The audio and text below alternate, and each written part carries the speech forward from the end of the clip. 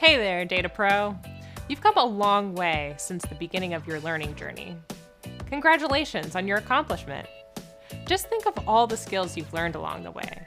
You now know how to use structured thinking to define a problem and ask the right questions, work with spreadsheets, databases, and tools like SQL to organize and transform data, clean your data to make sure it has integrity before you analyze it, create impactful visuals to illustrate key points, and craft a compelling story to communicate insights to stakeholders. That's an impressive list of skills, but we're not done yet. Your skill set's about to get even bigger. In this course, you'll learn about a new concept called programming and how you can use the R programming language to analyze your data. By now, you know that the data analysis process includes 6 phases: ask, prepare, process, analyze, share, and act. Now, we'll learn all about the R programming language and how it can help you in each phase of the process.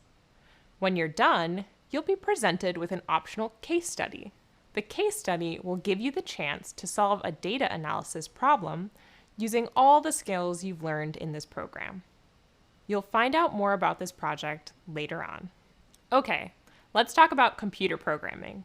Computer programming refers to giving instructions to a computer to perform an action or set of actions.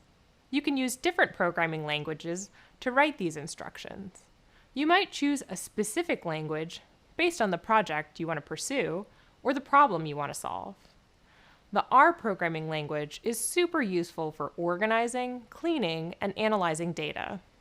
If this is your first experience with computer programming, welcome! When I first started learning about data analysis, I didn't have a background in programming either.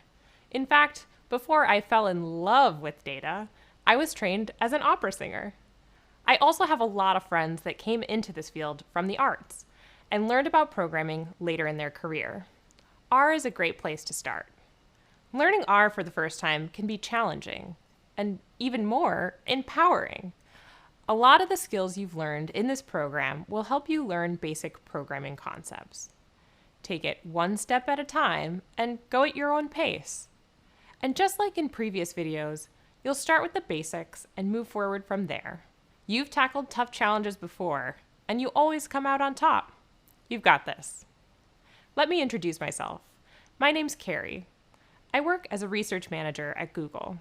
I lead a team that researches the best way to improve the performance of people in organizations. In other words, I help people work better and work smarter, and help organizations function in a healthy and productive way. I first learned R as a junior data analyst, while I was working on a multi-year project about virtual work. We were looking at data on people's virtual work experiences and trying to understand how working remotely impacts performance. It was a complex project with a lot of data to sift through. I kept encountering problems and searching for better and faster ways to do things. This is when I became aware of the power of R. Whenever I got stuck, I'd learn a little more about R and discover a solution to my problem. I soon realized that R could help me do almost anything involving data, even better and faster than I thought possible. Fortunately, there are tons of great online resources for R and a super supportive online community. If I had a question, I'd go online and find the answer. As the project progressed, I was able to learn more and more and become a much more effective data analyst. My teammates even started coming to me for advice about R.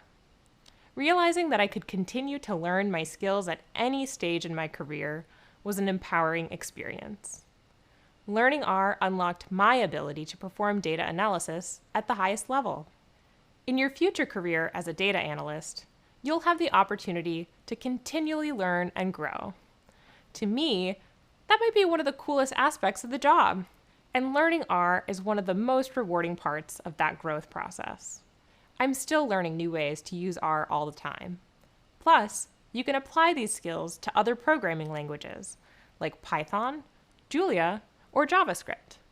There's no limit to how far you can go with programming. It even goes beyond data analysis. After I learned R, I found myself thinking about all kinds of projects I could use programming for, both at work and for fun. It opens up a whole new world of possibilities. Now, let's talk about what you're about to learn. We'll start off with an introduction to programming languages.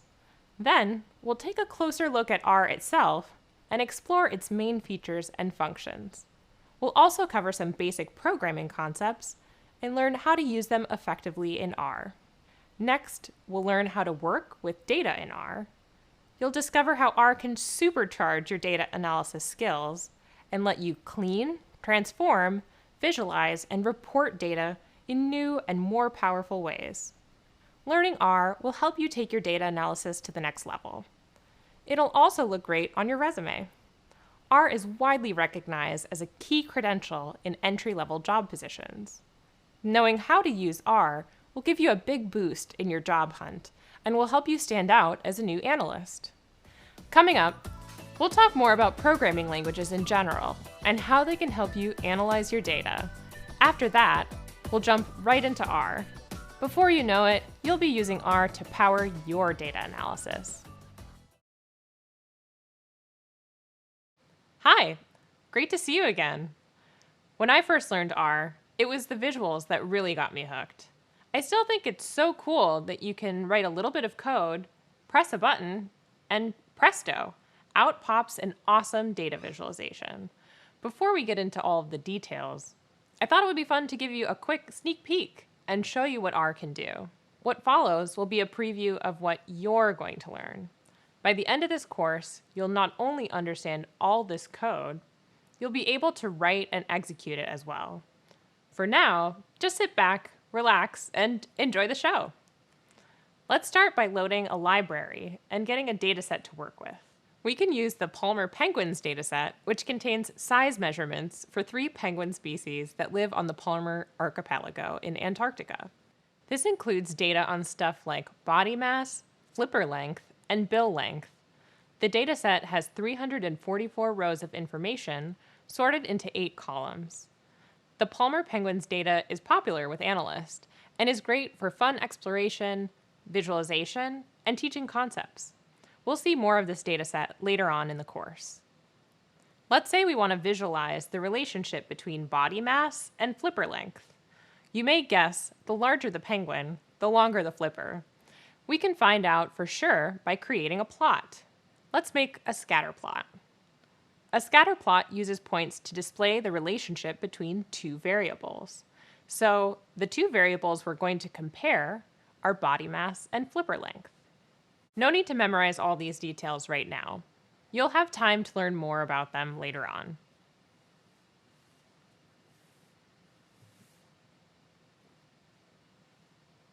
Let's check out the parts of this code and how they fit together. The first function starts the plot. If we run the code at this point, all we get is a blank plot. If we add some more code, R will put labels on each axis of our plot and add lines for data. Body mass is on the y-axis, and flipper length is on the x-axis. But the data points are not yet visible. To get the complete plot, we can add some more code that tells R how to represent our data. For example, we could use points, bars, or lines. We'll use points to create a scatter plot. We can go further. For example, we can change how the plot looks.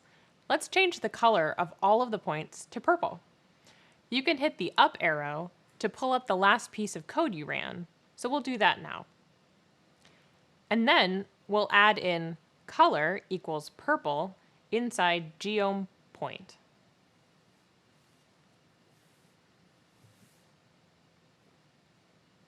Now we can hit enter to run this. We can also add new information to the plot and use color to highlight it. Let's tell R to assign a different color to each species of penguin. This way, we can link data points to each group of penguins.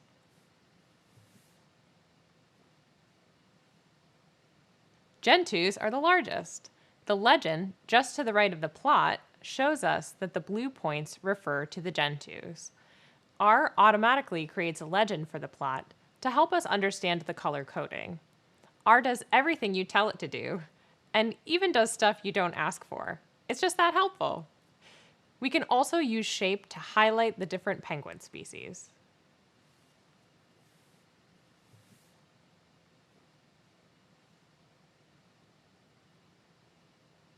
Or we can use both color and shape.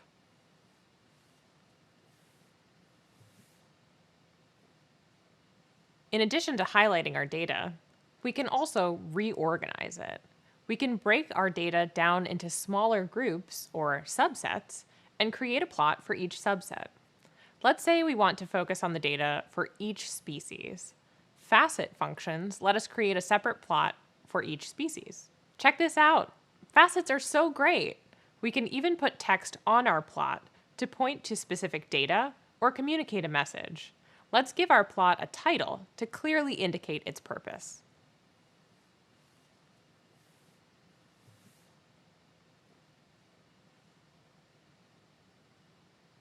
Finally, we can save our plot so we can access or share it later on.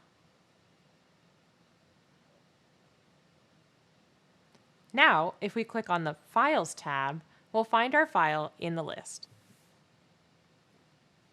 Let's open it up.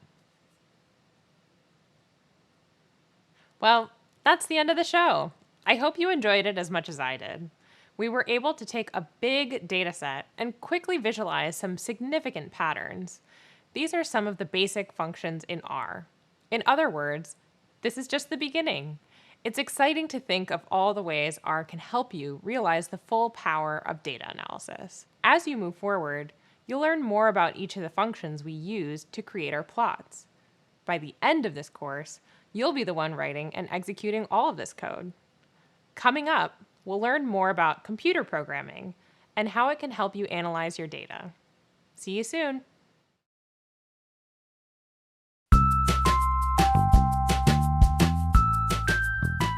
The advice I would give to someone just learning R is that mistakes are part of the process. Errors and error messages are part of the process. When I think about the people who are even better than I am in R, I think I've come to realize they're not necessarily smarter than I am, but they may be a little bit more persistent and delving a little bit deeper. And certainly compared to when I started, I think initially I'd see an error message and think, I did it wrong. Like, uh-oh, game over. And now it's like, oh, that's just part of the game. When I started to get a little bit of exposure to what R looked like, I was like, oh, that seems too sophisticated. It seems like it probably is really, really hard. But the people who used it that I had met were always really enthusiastic about it, and they felt like it had so many advantages over other software that you can use for running analyses. There were a lot of times before I used R where I might use spreadsheets or some other tool, and I would kind of be trying to hack at what really needed to happen. Sometimes I was using multiple tools because an individual tool couldn't really do all of what I wanted it to do, but it's sort of like I knew in my mind, and yet it wasn't totally fluid, the execution of it. The more exposure I've gotten to R, the more I realize a lot of what I would try to do that way, I can just do within one program, and it can all sort of interlock really fluidly. At first, I was really unconfident. I had a couple of scripts where I had some friends who were better at R, people I worked with who would sit down and sort of like help me go through and understand the code. And so it felt like really silly to ask them the kind of like simple question of like, okay, but why is a bracket here? Or why would we do this? But they were fortunately really patient people. And then at some point, our entire department said, actually, really everybody needs to be using this because we need everyone on the same platform. We need consistency in our analyses. We need to be able to code review each other's analyses as well. And so we all took an online course together. And that actually helped me feel really a lot more confident because it was walking through each step of what you needed to know, got an opportunity to practice. And, then it felt like, okay, even if there's things I don't know, I've made it through introduction. Like I've made it through this next module. So I guess I do know something. And then once I started to apply it in my work, there would still be points where I was like, wait, I don't know how to solve this problem. And then I would talk to a friend, Google something. And generally it was like, I knew a lot more than I thought that I did. And from that, I suddenly unlocked my ability to produce a whole lot of analyses quickly with the big data set, and also produce a whole lot of data visualizations really quickly using ggplot2. Hi, my name's Carrie, and I'm a research manager within people operations at Google. Hi, great to have you back. Earlier, you learned that programming means giving instructions to a computer to perform an action or set of actions. And even if this is your first time programming, you already have plenty of experience telling a computer what to do. For example, you've probably used a spreadsheet function to sort your data or perform calculations. Or you might have used SQL to tell a computer how to pull data from a database or join two different data tables. Programming goes even further. It gives you the highest level of control over your data. SQL can communicate with databases, but a general-purpose programming language lets you create your own applications and build your own functions from scratch. To program, you first need to know a programming language. In this video, we'll learn about the basics of programming languages and how they can help you work with your data. Programming languages are the words and symbols we use to write instructions for computers to follow. You can think of a programming language as a bridge that connects humans and computers and allows them to communicate. Programming languages have their own set of rules for how these words and symbols should be used, called syntax.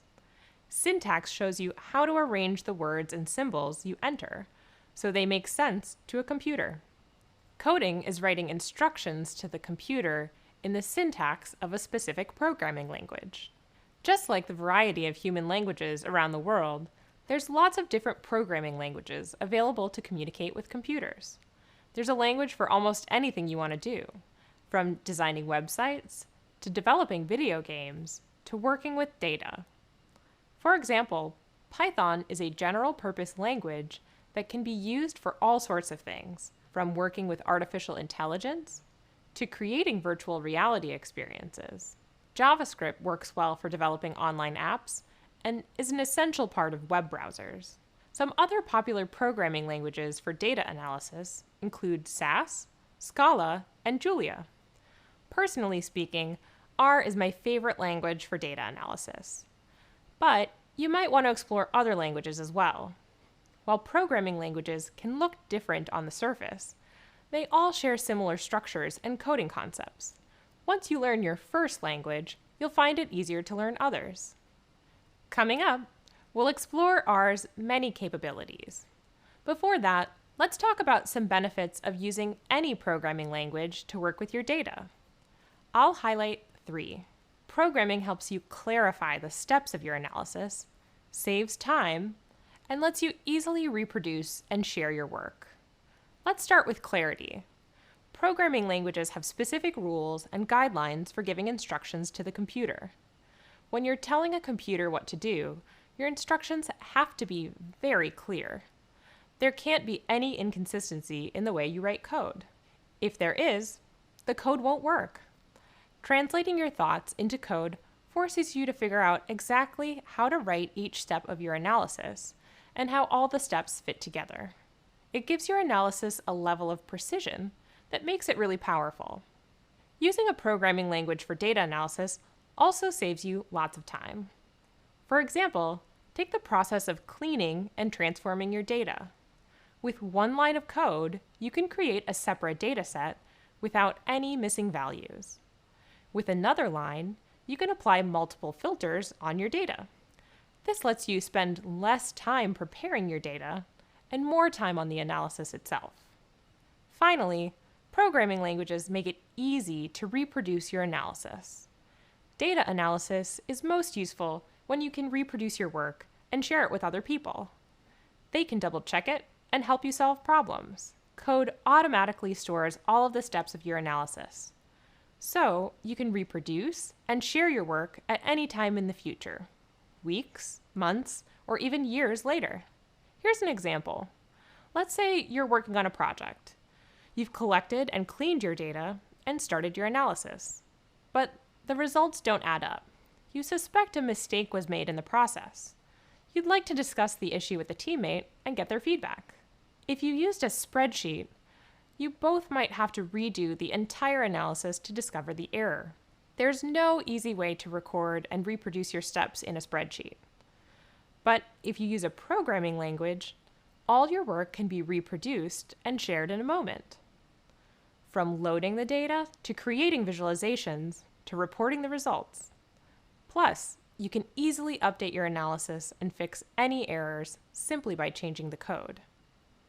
I hope that gives you a better understanding of what programming languages are all about.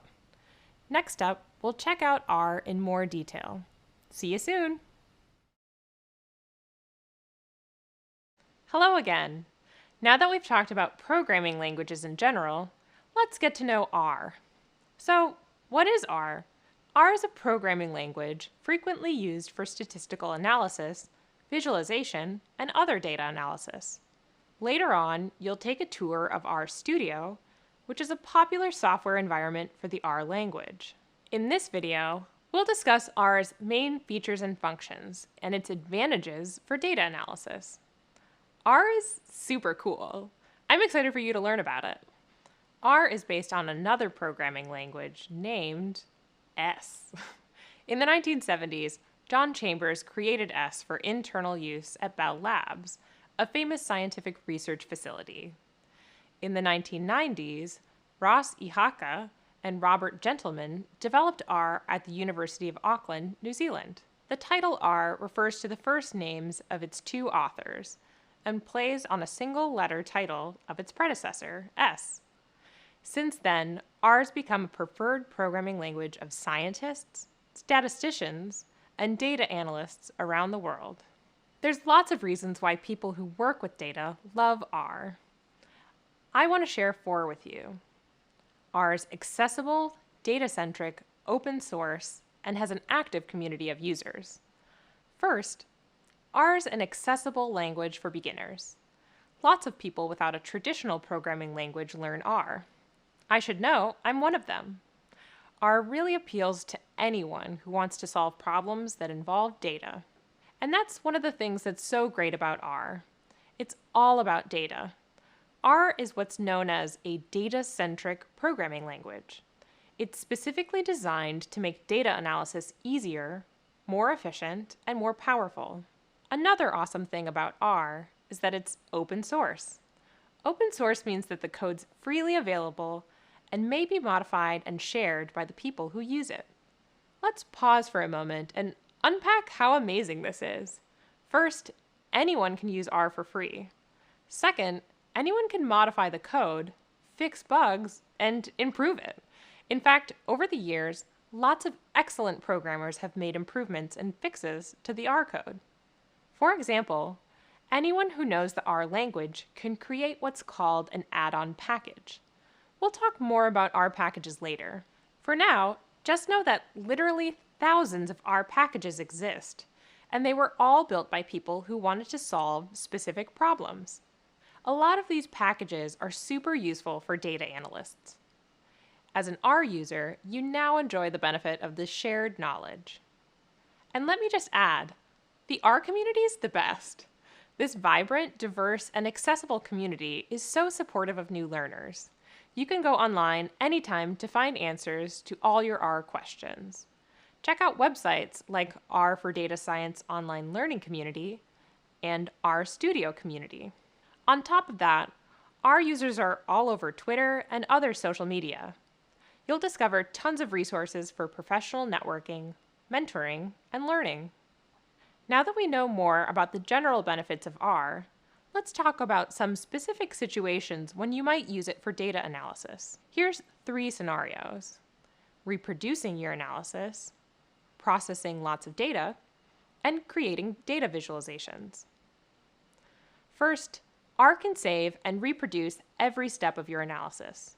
Earlier, we discussed how data analysis is most useful when you can easily reproduce your work and share it with others.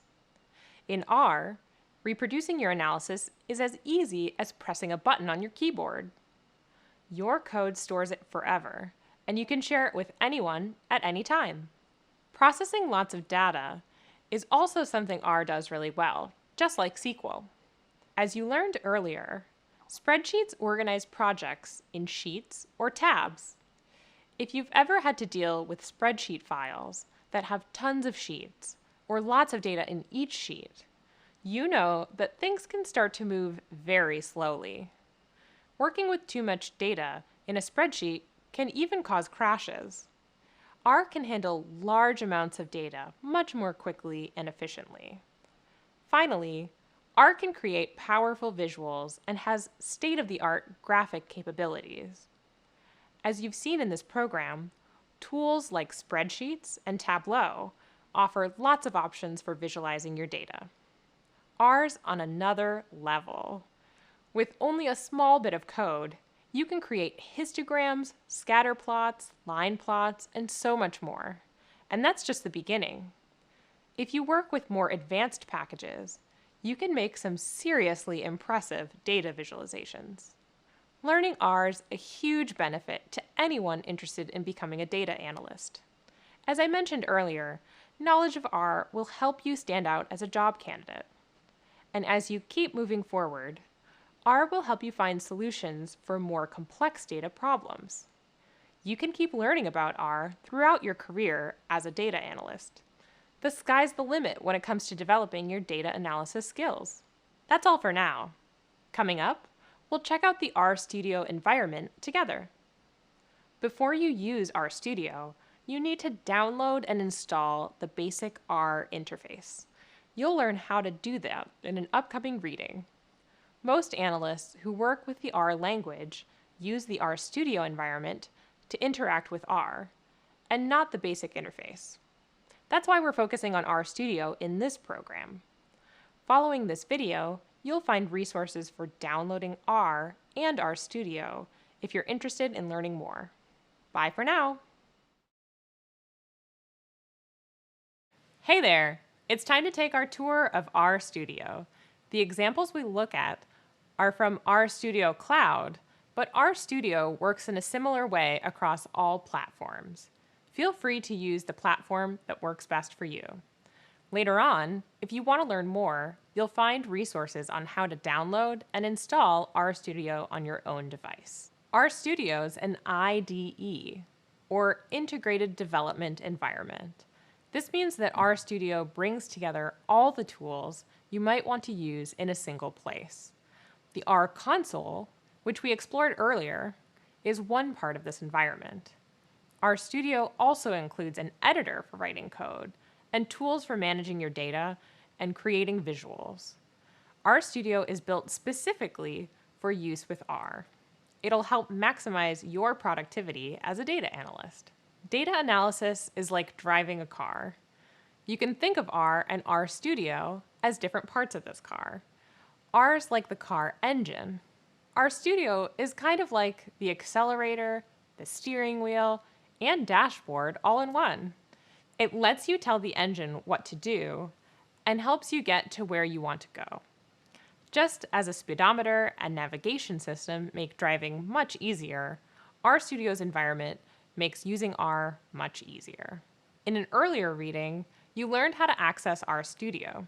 So let's log into RStudio now and explore. The RStudio environment has 4 main windows called panes.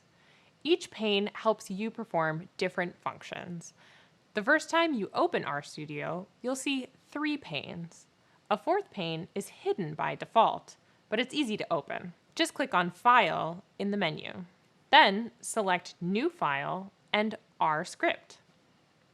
RStudio has lots of keyboard shortcuts. To learn more, check out Keyboard Shortcuts Help. You can make the panes smaller or larger by clicking on the minimize or maximize buttons at the upper right of each pane. You can also click and drag the borders of the panes to adjust their size. Click on the Panes button for more feature options. Now that we've got all 4 panes open, let's explore each of them. We'll start on the lower left and move clockwise from there. You might recognize the R console from an earlier reading. As a quick refresher, the console is the place where you give commands to R. For example, we can tell R to show us a summary of the penguins data that we used in an earlier video to create visuals. You'll need to install and load the Palmer Penguins dataset if you haven't done so already.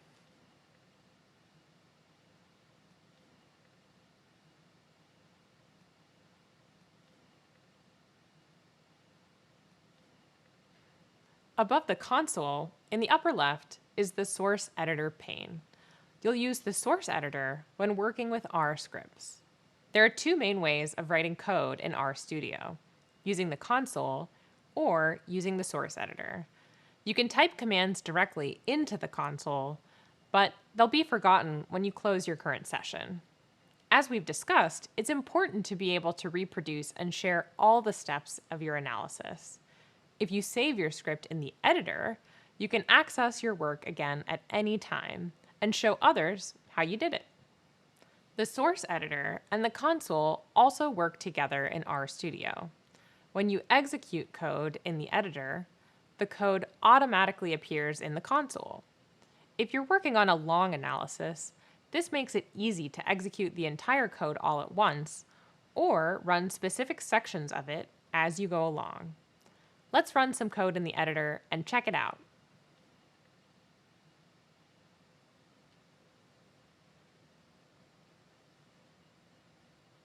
Pro tip, always keep in mind that R is case sensitive.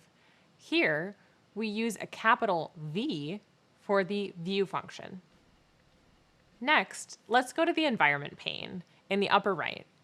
Here you'll find all the data you currently have loaded and can easily organize and save it. For example, if you import data from a spreadsheet, it'll be visible in the environment pane. You can view each object in the environment pane by clicking on it. You can also toggle between a list view and a grid view. To the right of the Environment tab, you'll find the History tab. All your previous commands are saved here, and they're easy to search and re-execute. You'll find the most recent line of code at the bottom of the list. You can copy any line to the command console by double-clicking it. In the lower right, you'll see a pane that has tabs for files, plots, packages, and help. The Files tab gives you access to your file directory and shows the contents of the current working folder. You can easily find and manage all your files and create new project folders. Next is the Plots tab. If we create a plot, the result appears here. For example, we can create a scatter plot with the penguins dataset we used earlier.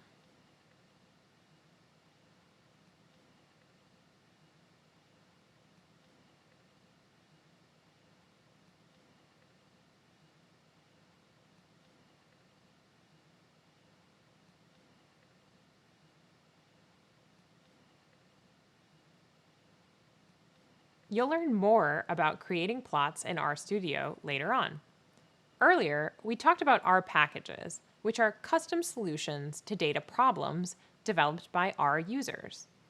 RStudio gives you access to a library of R packages, known as the tidyverse. You can upgrade, install, and manage your library in the Packages pane. Packages loaded in your current session have a check mark. Later on, we'll explore the tidyverse in more detail. Finally, click on the Help tab.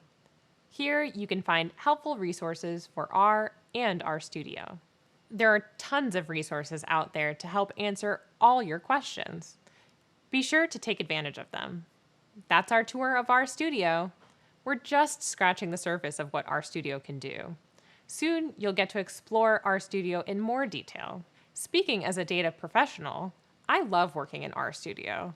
It makes my work so much easier, faster, and better. Congratulations on finishing another step in your data analyst learning journey. Coming up, we'll learn some basic programming concepts. Then, we'll start working with R.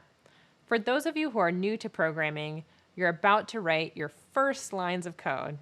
See you then! Hi, and welcome back. We've given you a big picture overview of R and RStudio. Now we'll turn our focus to the actual programming and coding you'll do using RStudio. I went pretty far in my career not knowing programming before it became clear I needed to learn it. Getting to know R was such a valuable learning experience. It took some time, and I reached out to more experienced R users with lots of questions. And, eventually, it all came together for me. Being open to learning new skills is such an important part of your career. And now, I'm able to help you learn some new skills too. I'll start by sharing the fundamentals of programming using R in RStudio. Earlier, we explained how R is like the engine of a car, and RStudio is like the accelerator, steering wheel, and dashboard all in one. Getting to know fundamentals will help you keep your R car running smoothly. These fundamentals are both alike and different from the other analysis platforms you've come to know well, spreadsheets and SQL. Then, we'll move into coding in RStudio. We'll discuss the syntax for performing calculations and the standards and naming conventions for all code. We'll also explore the R tool known as a pipe, which you'll use to make a sequence of code easier to work with and read. Then we'll check out R packages. While these packages won't be delivered to your door, they are delivered by the R community. These packages contain reusable functions and more, and are usually built by users for users like yourself. We'll get to know a collection of packages called the tidyverse. You'll learn how to install the tidyverse so you can start using it in RStudio. We'll also work with some of the more popular tidyverse packages, like ggplot2 for visualization. You'll be able to carry over what you've learned about RStudio to the next part of the program, where you'll start working with data. As we explained earlier, for this program, we'll use the in-browser version of RStudio, RStudio Cloud. But RStudio is also available to be downloaded. So let's get going. See you soon. Hey there. Anytime you're learning a new skill, from cooking to driving to dancing, you should always start with the fundamentals. Programming with R is no different. To build this foundation, you'll get familiar with the basic concepts of R, including functions, comments, variables, data types, vectors, and pipes. Some of these terms might sound familiar. For example, we've come across functions in spreadsheets and SQL. As a quick refresher, functions are a body of reusable code used to perform specific tasks in R. Functions begin with function names like print or paste, and are usually followed by one or more arguments in parentheses. An argument is information that a function in R needs in order to run. Here's a simple function in action. Feel free to join in and try it yourself in RStudio using your cloud account. Check out the reading for more details on how to get started. You can pause the video anytime you need to. We'll open RStudio Cloud to get started. We'll start our function in the console with the function name print. This function name will return whatever we include in the values in parentheses. We'll type an open parenthesis followed by a quotation mark. Both the close parenthesis and end quote automatically pop up because RStudio recognizes this syntax. Now, we just have to add the text string. We'll type coding in R. Then we'll press enter. Success! The code returns the words coding in R. If you want to find out more about the print function, or any function, all you have to do is type a question mark, the function name, and a set of parentheses. This returns a page in the Help window, which helps you learn more about the functions you're working with.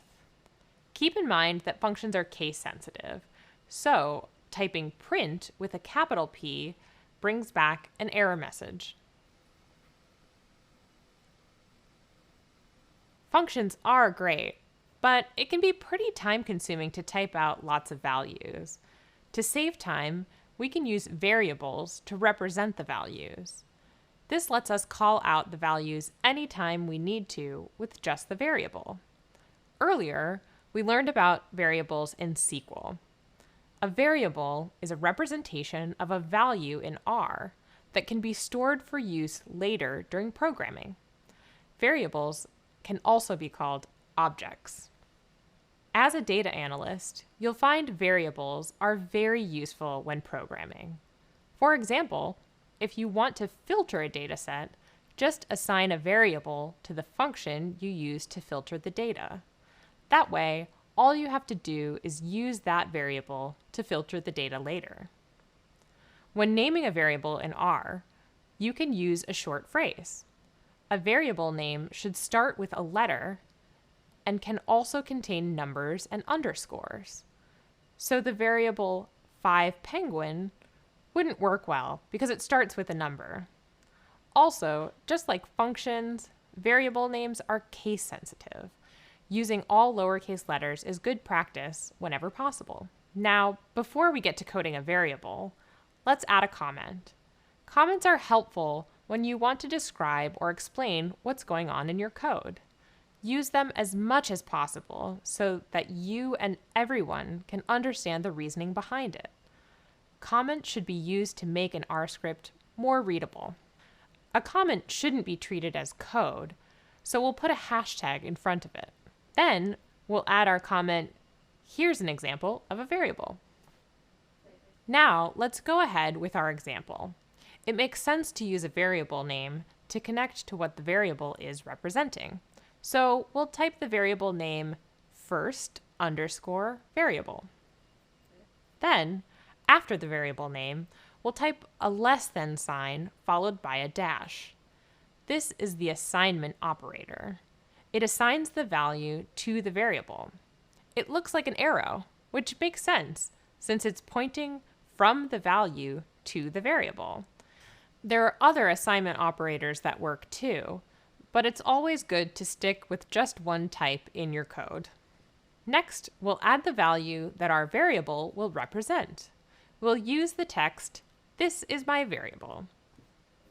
If we type the variable and hit run, it'll return the value that the variable represents. This is a very basic way of using a variable. You'll learn more ways of using variables in your code soon.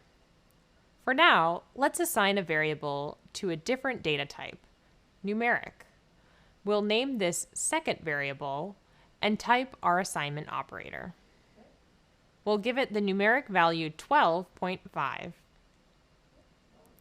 The environment pane in the upper right part of our workspace now shows both of our variables and their values. There are other data types in R, like logical, date, and date time. R has a few options for dealing with these data types. We'll explore them later. With functions, comments, variables, and data types, you've got a good foundation for working with R. We'll revisit these throughout this program and show you how they're used in different ways during analysis. Let's finish up with two more fundamental concepts, vectors and pipes. Simply put, a vector is a group of data elements of the same type stored in a sequence in R. You can make a vector using the combine function. In R, this function is just the letter C followed by the values you want in your vector inside parentheses. All right, let's create a vector. Imagine this vector is for measurement data that we need to analyze. We'll start our code with the variable VEC underscore 1 to assign to the vector. Then we'll type C and the open parenthesis. Then we'll type our list of numbers separated by commas. We'll then close our parentheses and press Enter. This time, when we type our variable and press Enter, it returns our vector. We can use this vector anywhere in our analysis with only its variable name, vec_1. The values in the vector will automatically be applied to our analysis. That brings us to the last of our fundamentals, pipes. A pipe is a tool in R for expressing a sequence of multiple operations. A pipe is represented by a percentage sign, followed by a greater than sign and another percentage sign. It's used to apply the output of one function into another function. Pipes can make your code easier to read and understand. For example, this pipe filters and sorts the data. Later, we'll learn how each part of the pipe works. So there they are, the Super 6 fundamentals: functions, comments, variables, data types, vectors, and pipes. They all work together as a foundation for using R. It's a lot to take in, so feel free to watch any of these videos again if you need a refresher. When you're ready, there's so much more to know about R and RStudio. So let's get to it. Hi again.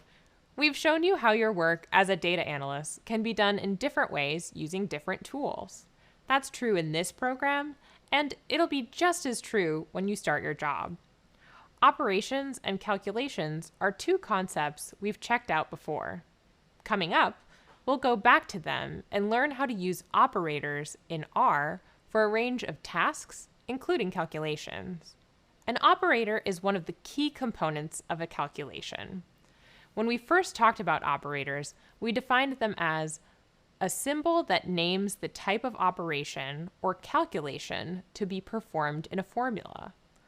The same is true when we use operators in R code. So let's check out some of these operators in R. Imagine we've got our hands on some e-commerce sales data that we need to analyze. We'll learn how to use operators to complete calculations on the sales data, and for some other tasks too.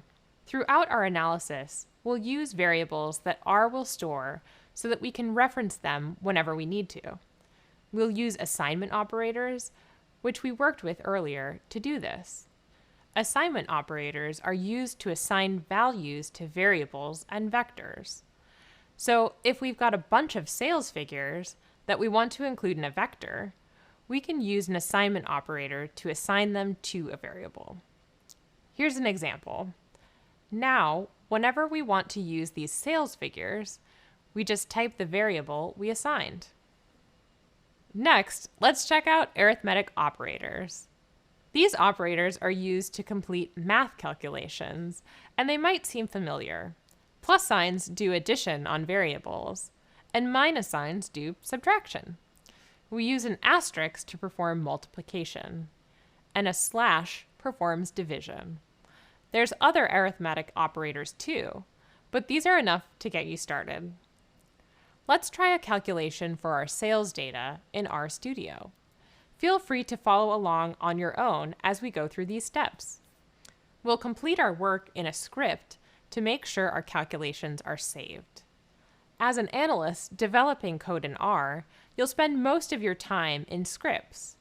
When you save a script, you'll have a complete record of your work. You'll use the console mostly to show the results of your programming. Also, even though we're not doing a deep analysis here, it's still a good idea to save our work for easy access later if we need it. First, let's add a comment. After the hashtag, we'll type R first calculations. We'll start by assigning sales figures from the first 2 quarters of the year to variables.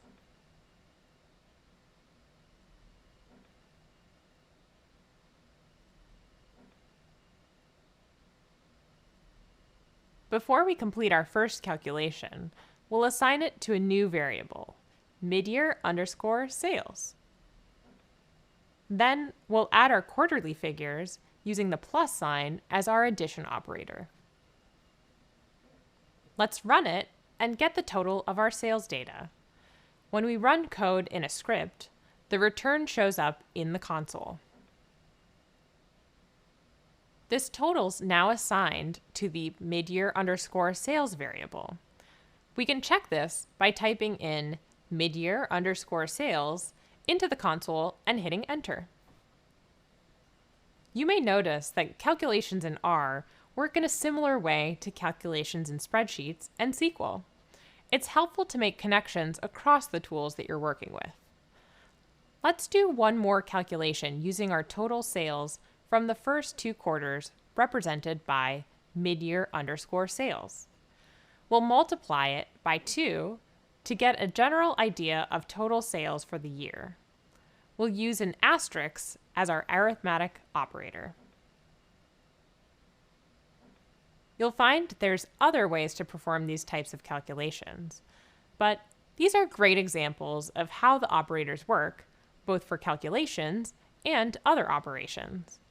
For now, let's save our script so that we can use these same variables again if we need to do more work in our sales data. Just like in other formats, we simply click Save As and then type a file name.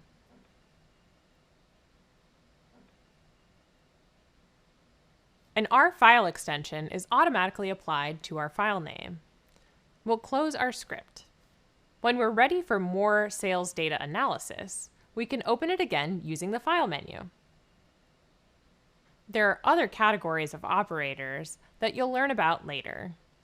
But knowing how assignment and arithmetic operators help you program calculations is a good place to start.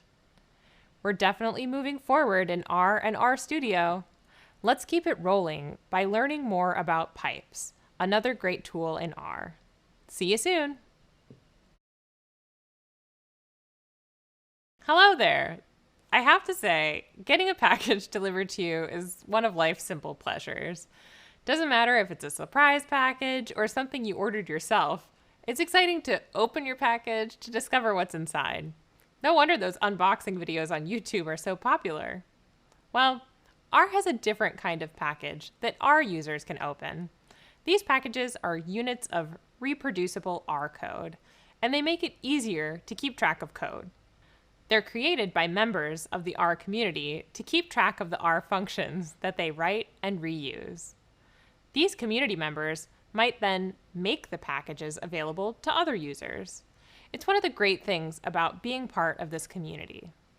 Packages in R include reusable R functions and documentation about the functions, including how to use them. They also contain sample datasets and tests for checking your code to make sure it does what you want it to do. By default, R includes a set of packages called Base R that are available to use in RStudio when you start your first programming session. There's also recommended packages that are loaded but not installed. Before using functions from one of these packages, you'd have to load it with a library command, like library boot, for example. Let's find out which packages we already have in RStudio. We'll work in our console instead of a script for now, because we're practicing and don't need to save this code for later. To check out our packages, we'll just run the command installed.packages. And there's our list. Let's focus on the package and priority columns. The package column gives the name of the package, like cluster or graphics. The priority column tells us what's needed to use functions from the package. If you come across the word base in the priority column, then the package is already installed and loaded. You can use all of the functions of that package as soon as you open RStudio. If you find the word recommended, then the package is installed but not loaded. You'll also notice a list of packages in the bottom right part of our workspace. This list includes a brief description of each package. To load class and other uninstalled packages, we'll need to use the library function, followed by the name of the package. And now the class package has a check next to it, so it's been successfully loaded for use. If you want to learn even more about your loaded packages, you can click on their names in the Packages tab. This opens the Help tab and shows topics related to the package you selected. You can also use the Help function in your programming to call up the Help tab. While the pre-installed packages give you tons of useful functions, there's even more packages that'll further expand your programming abilities. You can find thousands of R packages just by doing an online search. One of the most commonly used sources of packages is CRAN. CRAN stands for Comprehensive R Archive Network. It's an online archive with R packages, source code, manuals, and documentation. When you start working with R, you'll be able to do your own searches to find packages in CRAN or elsewhere. It's almost always easier to just search with your favorite search engine, though. So, packages are a pretty big part of using R. They give you most of what you need to complete your programming throughout the data analysis process.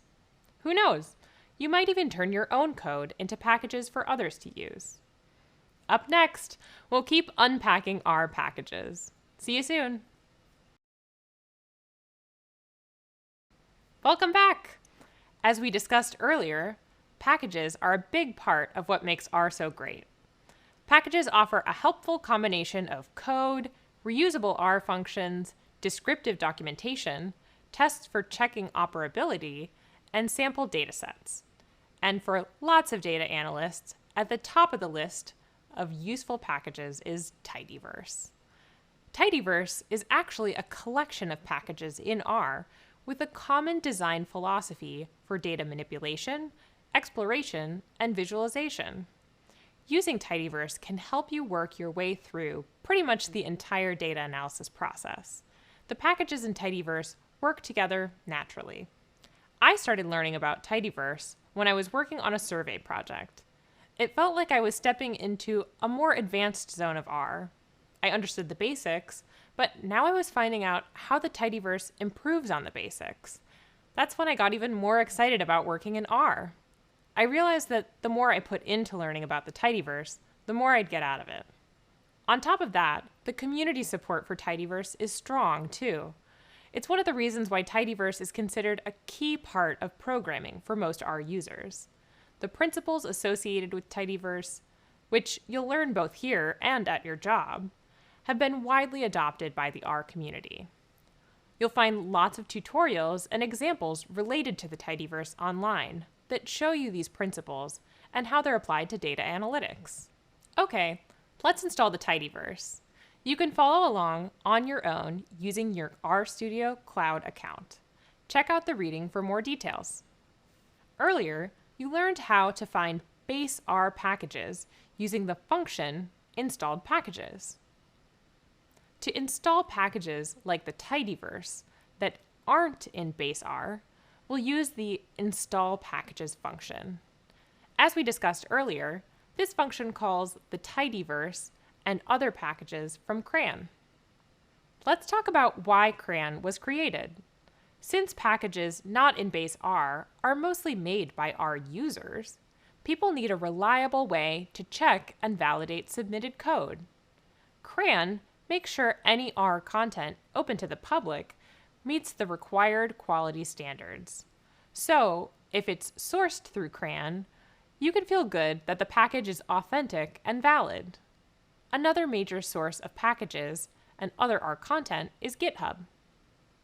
Now, we'll get back to installing the Tidyverse. We'll first type install.packages. Then, between the parentheses, we'll type Tidyverse in quotes. The quotes aren't always necessary, but best practice is to use quotes to make sure that we're accurate.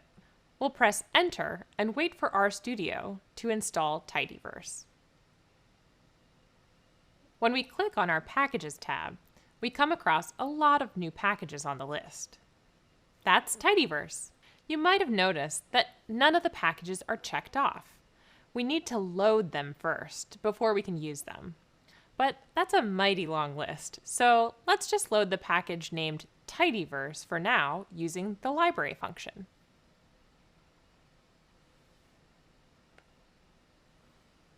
The return shows that not only was tidyverse loaded, but 8 other packages were too.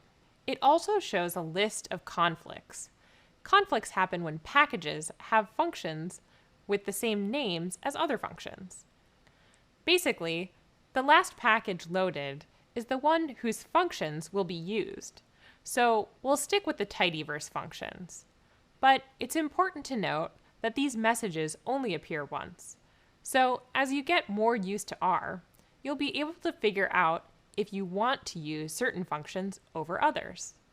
The loaded packages are ggplot2, tibble, tidyr, readr, per, dplyr, stringr, and forcats. These packages are the core of the tidyverse because you'll use them in almost every analysis. All of them work together to make your data analysis smooth and efficient. With these packages, tidyverse helps you do everything from importing and transforming data to exploring and visualizing it. We'll check out this core of packages soon, and we'll use them even more as we continue working in RStudio. If you're working on your own in R, you can check out some of the other packages too. The packages available in tidyverse change a lot, but you can always check for updates by running tidyverse _update open parentheses and close parentheses in your console. You can then update the packages in a couple of ways. If you use the update packages function, it'll update all of your packages. That might take a while. So if you just want to update one package, you can use the install packages function again with the package name as your argument in parentheses. You should update packages regularly to make sure you've got the latest version in your code. Conflict notifications are just one type of message that can show up in the console. You might find warnings and error messages as well. A quick search using the Help tab will usually tell you what the message means and what, if anything, you'll need to do to address it. Coming up, we'll keep moving through the tidyverse. You'll find out more about why tidyverse is such an integral part of R. See ya! Great, you're back! Have you ever taken a tour of a famous landmark or an unfamiliar city? It can be pretty exciting. You get to learn all about the features of the landmark or city. Eventually, you get to know them pretty well, and you can share what you learned with others. Well, we're here to take a different kind of tour, a tour of the tidyverse. For this tour, we won't be traveling anywhere special, but we will help you learn about the exciting tidyverse features. And once you know them a little better, you can most definitely share what you learned with others. For this tour, we'll focus on the core packages of tidyverse we discussed earlier: ggplot2, tidyr, readr, dplyr, tibble, per, stringr, and forcats. We also learned how to install and load them in RStudio. Once they're loaded, you won't need to do anything else with their actual packages. They'll do their thing as you program. So what is their thing? Well, it depends. But there's 4 packages that are an essential part of the workflow for data analysts: ggplot2, dplyr, tidyr, and readr. You'll most likely use these more often than the others. ggplot2 is used for data visualization, specifically plots. With ggplot2, you can create a variety of data viz by applying different visual properties to the data variables. Here's an example of ggplot2 in action. You'll have your own chance to use ggplot2 later. tidyr is a package used for data cleaning to make tidy data. We covered tidy or clean data earlier, but as a quick reminder, it's data where every part of a data table or data frame is the right type in the right place. tidyr works with wide and long data to make sure this happens. Next, we have readr, which is used for importing data. The most common function from readr is read_CSV. This will import a CSV file into R. A CSV file contains data separated by commas in a table format. To accurately read a dataset with readr, you combine the function with a column specification. The column specification describes how each column should be converted to the most appropriate data type. It's good to keep in mind this isn't usually necessary because readr will figure it out for you automatically. We'll come across readr functions as we continue to explore R. Now, on to dplyr. dplyr offers a consistent set of functions that help you complete some common data manipulation tasks. For example, the select function picks variables based on their names, and the filter function finds cases where certain conditions are true. And yes, dplyr is another package we'll get to later. There's plenty to look forward to. So that's the Fab Four of the tidyverse. They'll all make your programming in R more straightforward and efficient. The other four packages are definitely useful too, but you might not use them as often. Tibble works with data frames.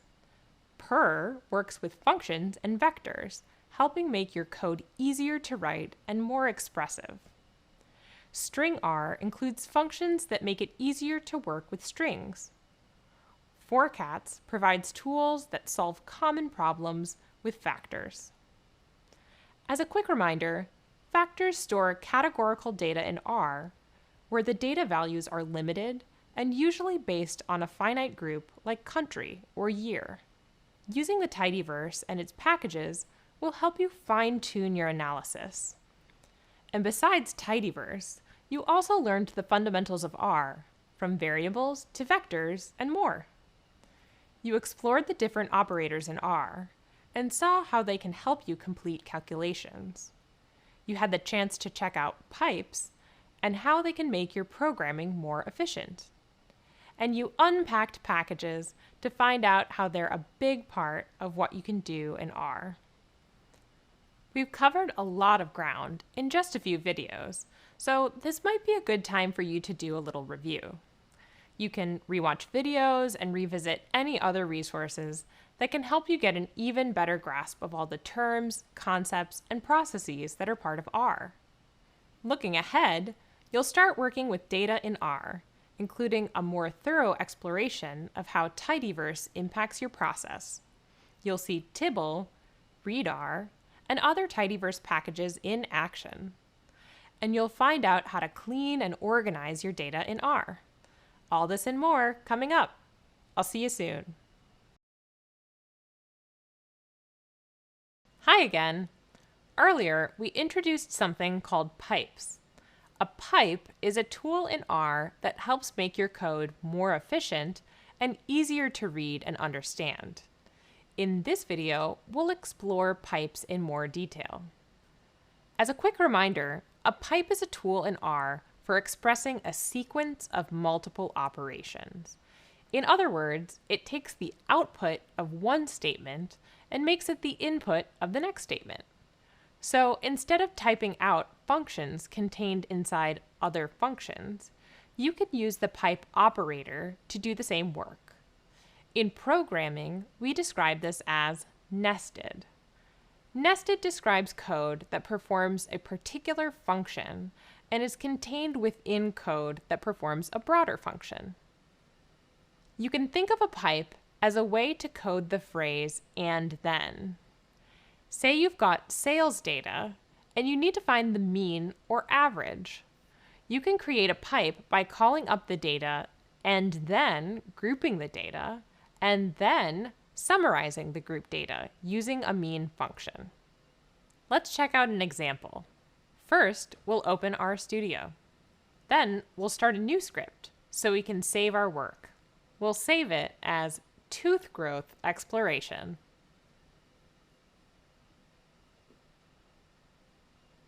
We'll use the tooth growth dataset, which is already installed in R.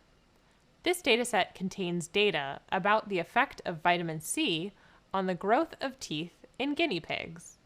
It's a well-known dataset that'll help us learn about how pipes work. To load any dataset already installed, we use the data function. We then add the name of the dataset, tooth growth. Now that the data is loaded, we can check it out with the view function. Notice how view begins with the capital V. It's a good reminder that functions and variables are case-sensitive in R. In a script, we use the Run button to run our code. The return usually shows up in the console, but with View, a new tab appears in the script showing the contents of the dataset. Now, let's say we need to filter and sort this data to organize it for analysis. Without pipes, we could do this either by nesting commands or by creating a sequence of data frames. We'll chat more about data frames soon. Let's start by filtering the dataset. Note that we'll want to first install and load the correct filter function, which comes as part of a package. Installing a package may take a few moments. This function comes as part of the dplyr package.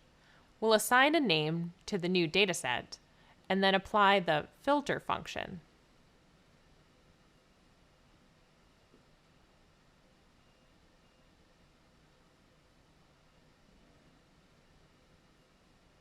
This filters the data so that we only see rows where the dose of vitamin C is exactly 0.5.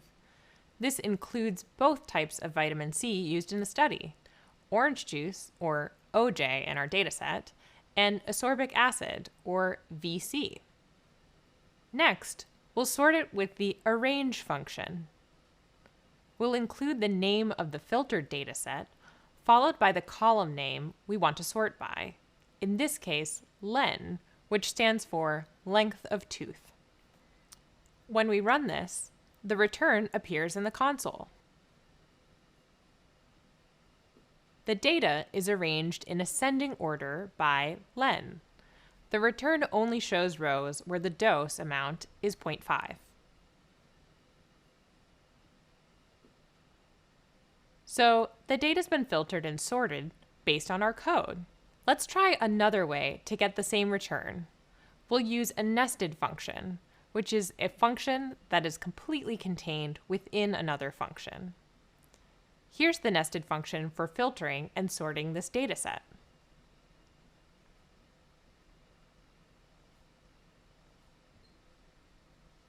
Notice that the filter function from our previous code is the nested function. With nested functions, we read from the inside out. The code filters the data first, then it arranges or sorts it. Now, let's run this. We tweaked the code, but we get the same result. Now, we'll use a pipe. As a quick reminder, the operator used to call out a pipe is a percentage sign, followed by a greater than sign and another percentage sign.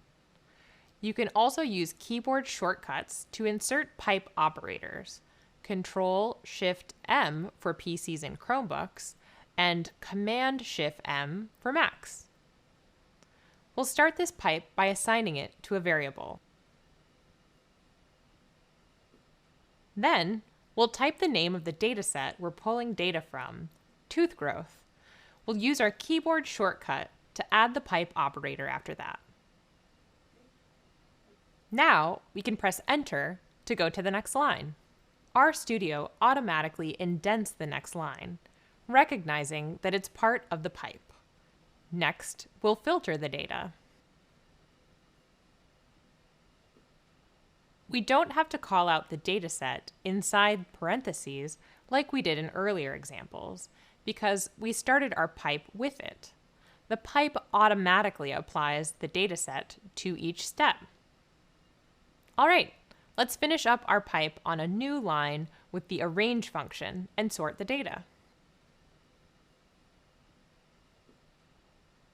Since this is our last line of code, we don't need a pipe operator. Finally, click Run. Our pipe is set up to call the dataset, and then filter the dataset, and then sort the dataset. All three methods work, but you can see how pipes help make your programming more efficient and less cluttered. This means fewer chances for mistakes and better readability for anyone looking at your code. And because of the structure of a pipe, we can easily add to or change the code without having to start over.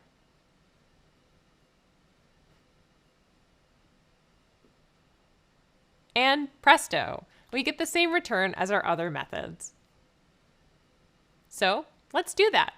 Building on our example, let's say we also wanted to compute the average tooth length, or LEN, for each of the two supplements used in the study, orange juice, or OJ, and ascorbic acid, or VC.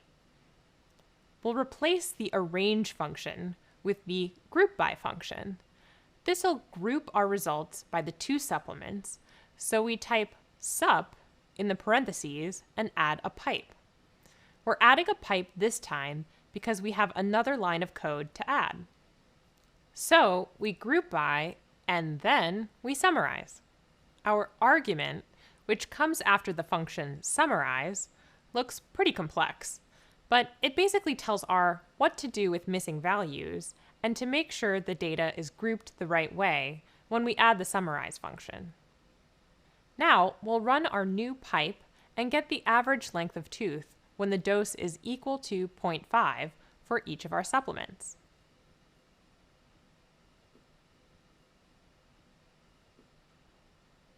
Nice! Now, there's a couple of things to remember when using pipes.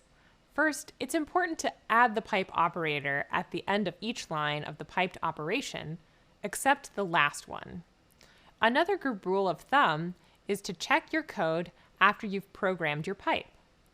Remember, RStudio automatically indents lines of code that are part of a pipe.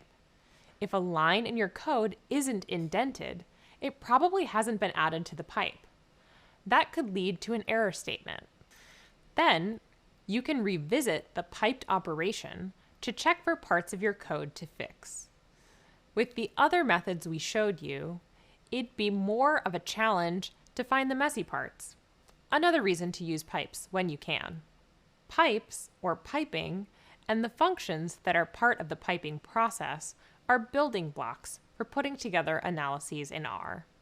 In upcoming videos, you'll learn how you can use these building blocks to clean, transform, and analyze your data.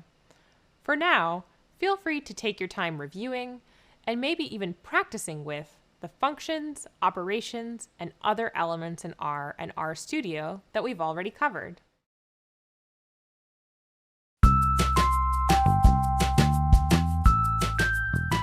Hi, I'm Connor, and I'm a marketing analytics manager at Google Cloud.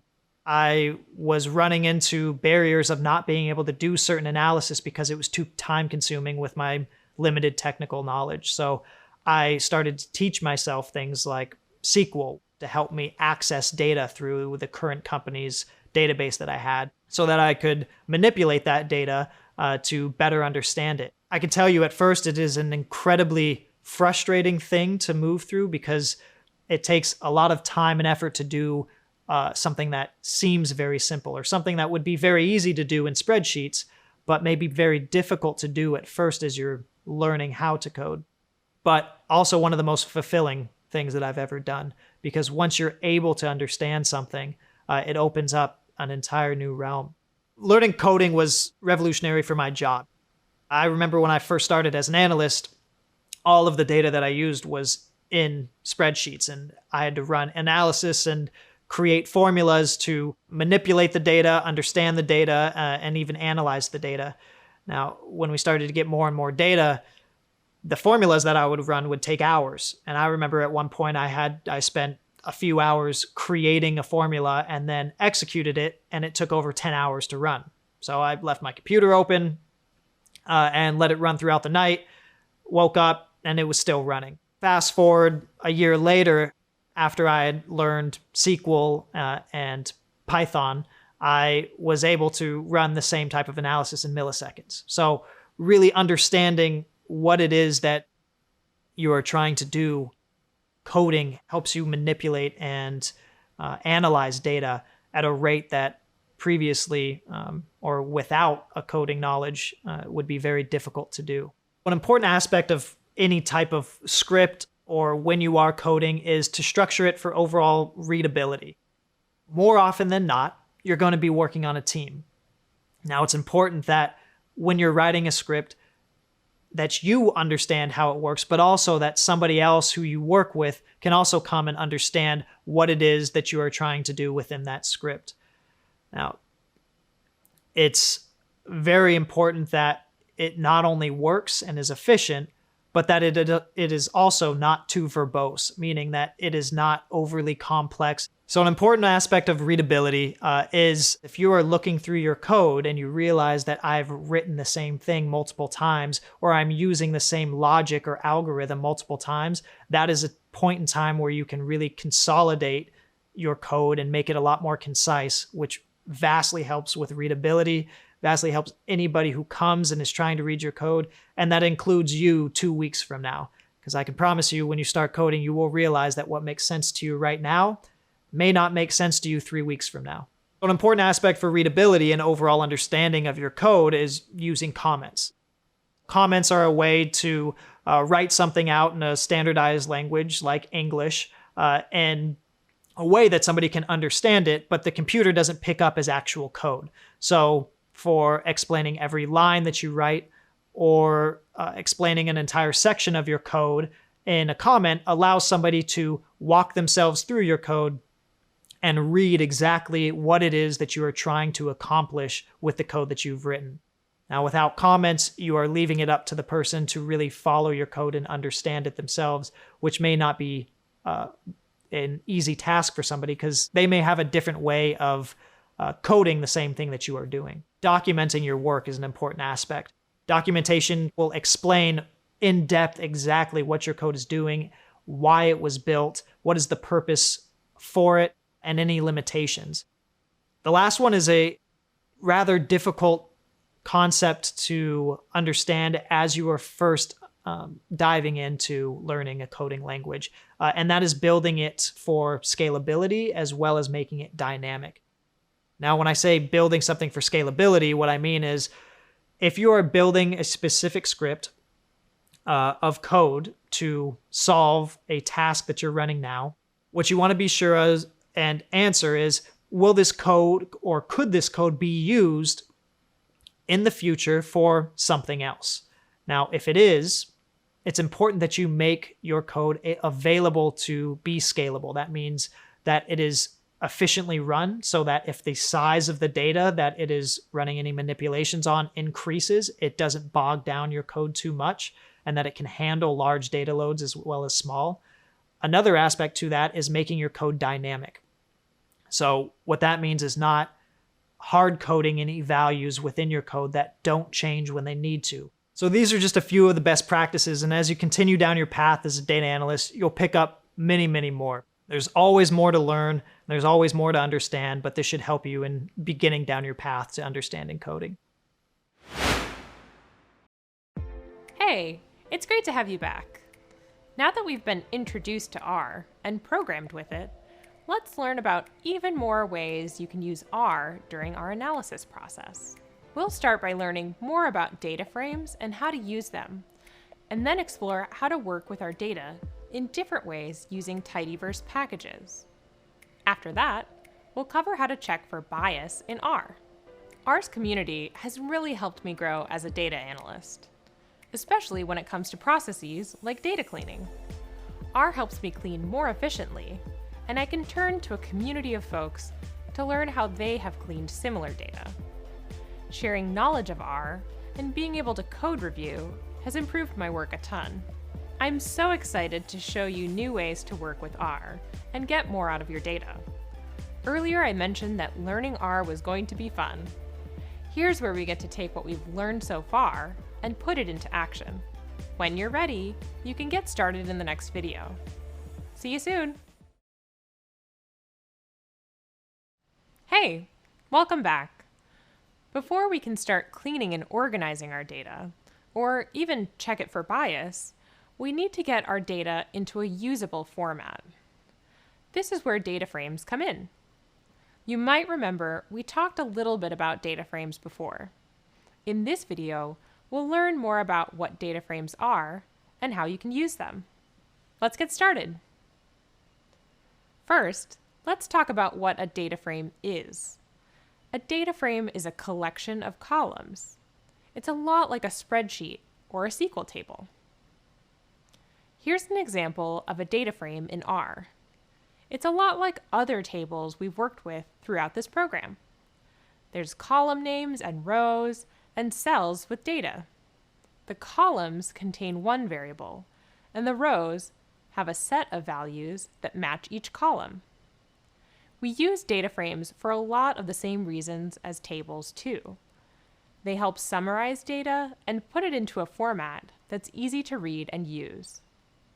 There's some things to know about data frames before working with them. We'll learn more about data frames throughout this program, but this is a great starting point. First, columns should be named. Using empty column names can create problems with your results later on. Let's think back to our example. Each of the columns are named based on the variable they represent. There's caret, cut, color, clarity, depth. All of these columns represent data about the diamonds. Next, it's important to know that the data stored in your data frame can be many different types, like numeric, factor, or character. Often, data frames contain dates, timestamps, and logical vectors. Finally, each column should contain the same number of data items, even if some of those data items are missing. Data frames are foundational. Now, let's talk about tibbles. In the tidyverse, tibbles are like streamlined data frames. They make working with data easier, but they're a little different from standard data frames. First, tibbles never change the data types of the inputs.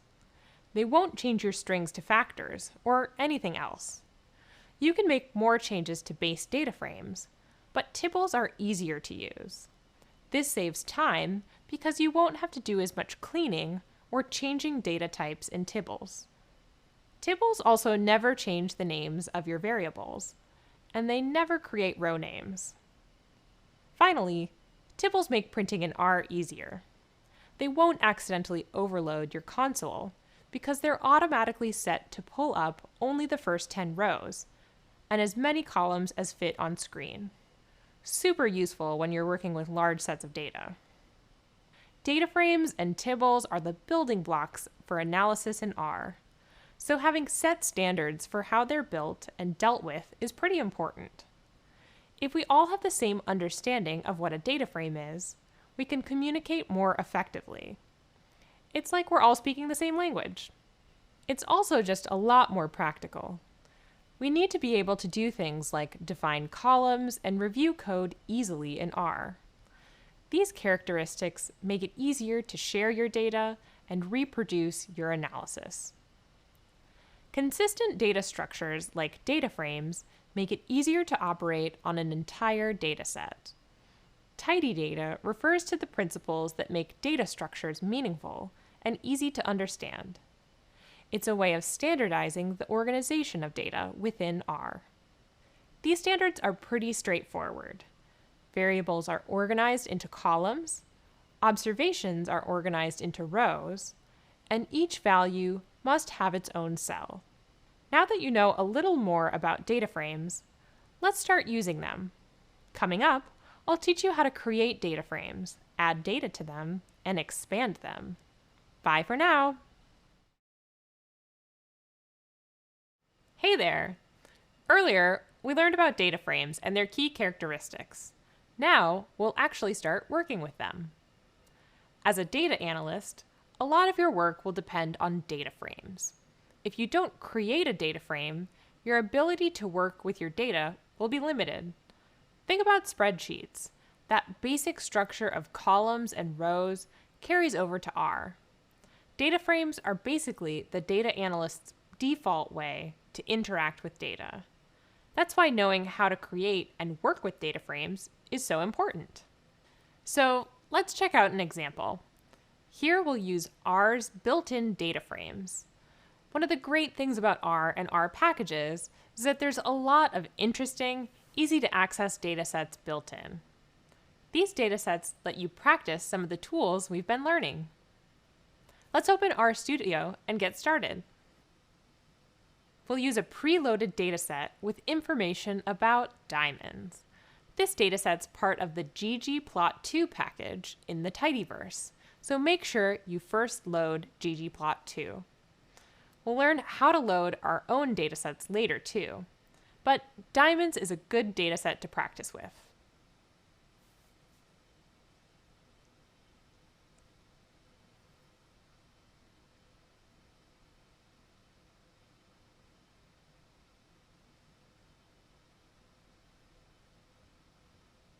We can load this data now by using data open and close parentheses. You might notice that when we start to type diamonds, RStudio gives us the option to select it from its drop-down menu. That's because this dataset already exists in our library. Okay, now let's add this data frame to our data viewer.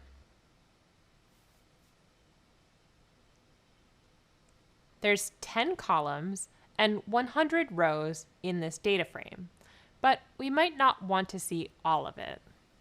We can use the head function to give us just the first 6 rows. This is a nice preview of the entire dataset. Accidentally printing the full data frame to the console can be annoying and can take a long time to compute. You can avoid printing the full data frame by using functions like head to get a quick preview. We can also get the structure of the data frame using functions like structure and call names. These are just 2 functions you can use to check out your data. We'll explore other functions like glimpse later on. For example, we could use the structure function to highlight the structure of this data frame. This gives us some high-level info, like the column names and the type of data contained in those columns. But if we just want to know the column names, we can use call names instead.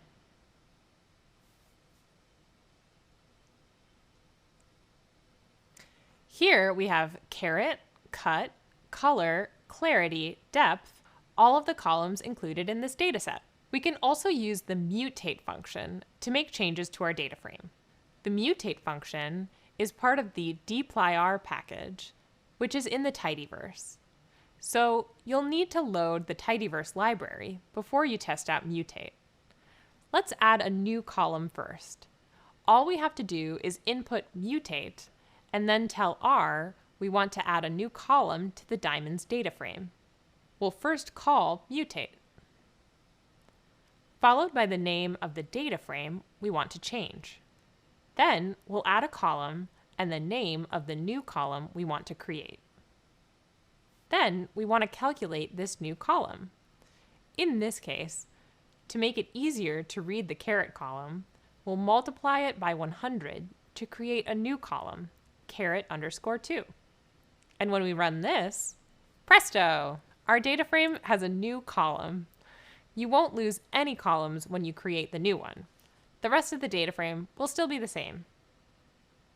Data frames are usually the starting point for analyzing data in R, so it's important to understand the characteristics of data frames and how to create them.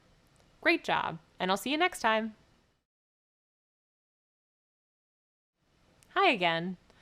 Now that we've got a little more experience with data frames, we can start doing some interesting things like clean, standardize, manipulate, and visualize data. We'll go through some common tasks that you'll perform as a data analyst, but we're just scratching the surface of what you might want to do in R. We'll start with the basics and learn how to clean up our columns. There will be a reading with a handy list you can refer to afterwards too. Let's install the Here, Skimmer, and Janitor packages now. We'll go ahead and open our console. First, we'll add the Here package. This package makes referencing files easier.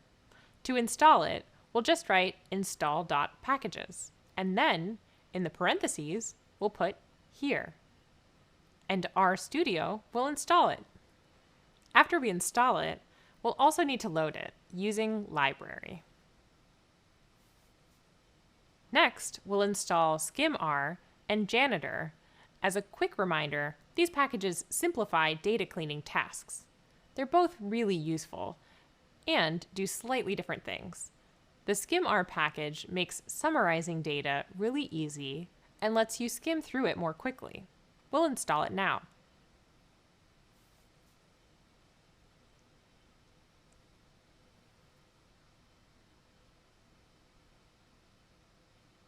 The janitor package has functions for cleaning data.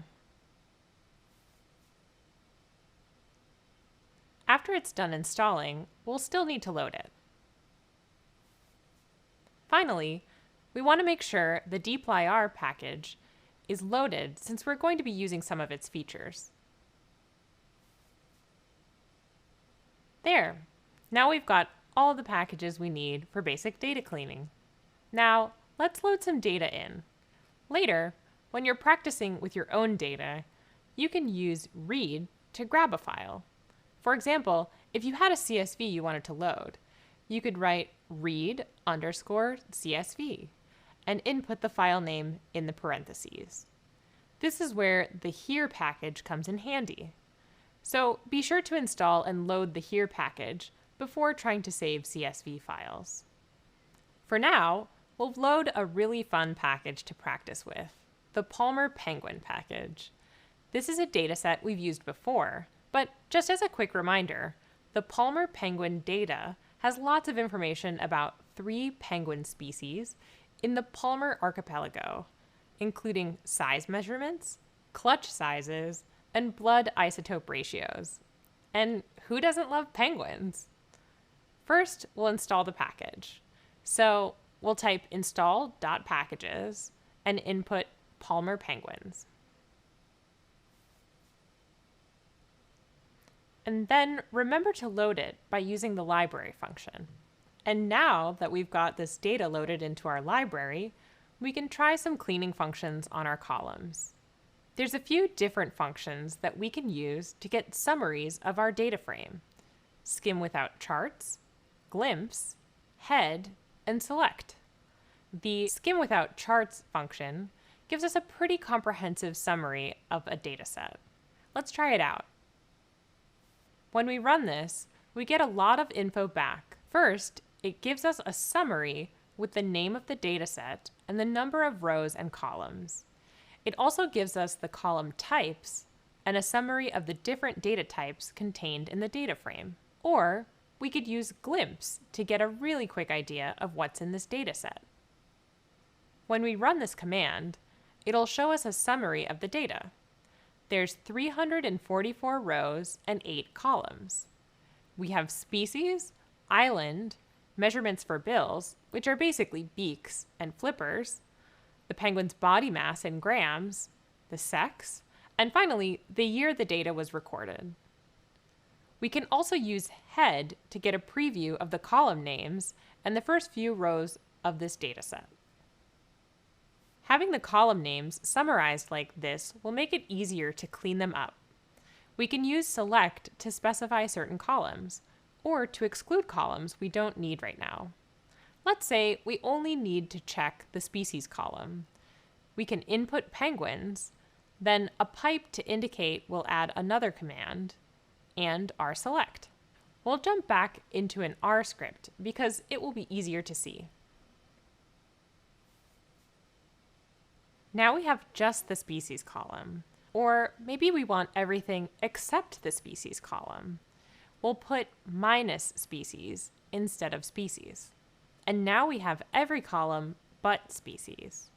The select statement is useful for pulling just a subset of variables from a large dataset. This lets you focus on specific groups of variables. There's a lot of other select functions that build on this that we'll cover later on.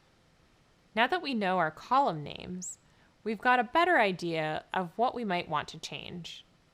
The rename function makes it easy to change column names. Starting with the penguins data, we'll type rename and change the name of our island column to island_new.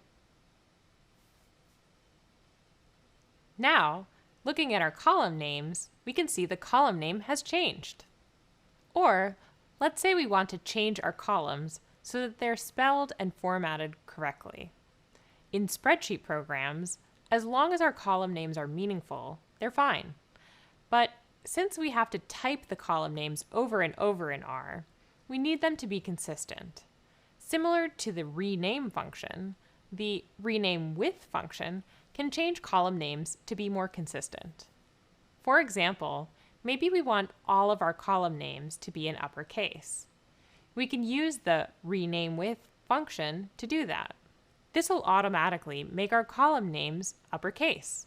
But since variable names are usually lowercase, we'll use the to lower option to change it back. The clean names function in the janitor package will automatically make sure that the column names are unique and consistent. Let's try the clean names function on our penguins data.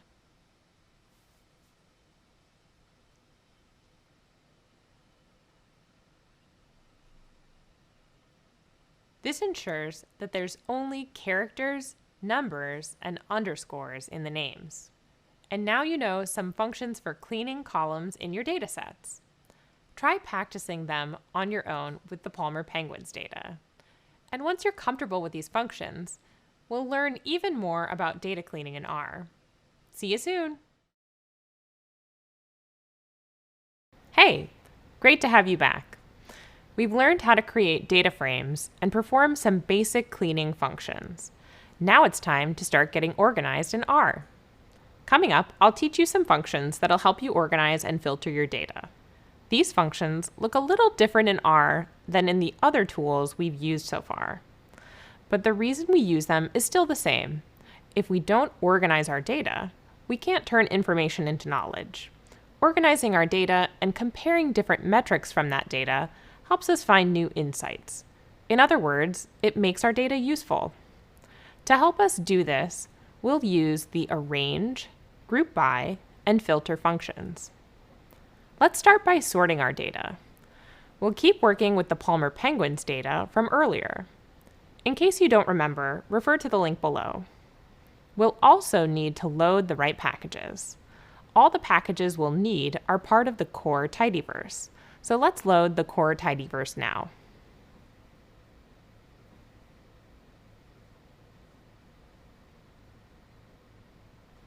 We can use the arrange function to choose which variable we want to sort by. For example, let's say we want to sort our penguin data by bill length. We'll type in arrange and our column name. And when we execute this command, it'll return a tibble with data sorted by bill lengths. It's currently in ascending order. If we want to sort it in descending order, we just add a minus sign before the column name.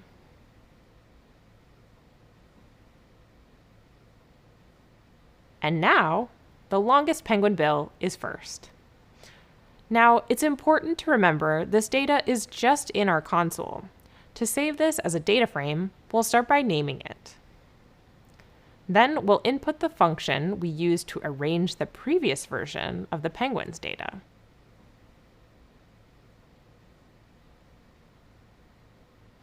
When we execute this, it'll save a new data frame, and we can use view penguins2 to add it to our data. This lets you save cleaned data without losing information from the original dataset. You can also sort by data using the group by function. Group by is usually combined with other functions. For example, we might want to group by a certain column and then perform an operation on those groups.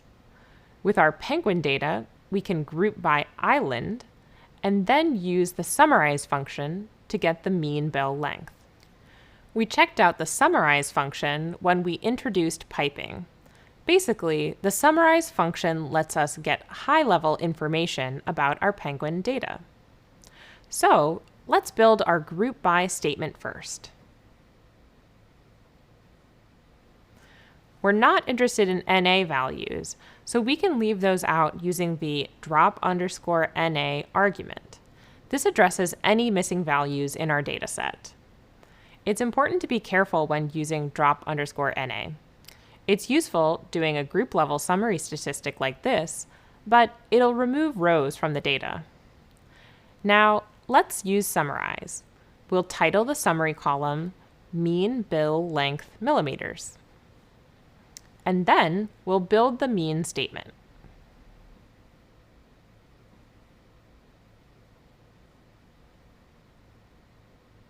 And when we run this, we get a data frame with the 3 islands and the mean bill length of the penguins living there. We can get other summaries too. For example, if we want to know the maximum bill length, we can write a similar function and replace mean with max.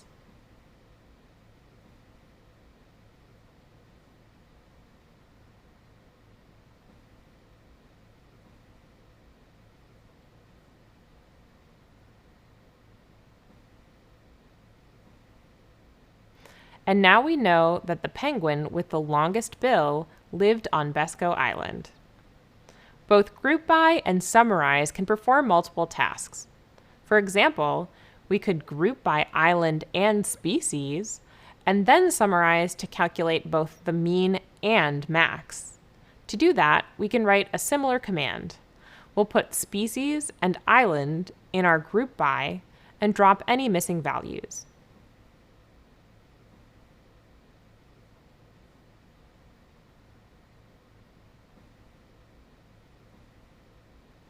And then we can add a summarize statement with a max and mean calculation.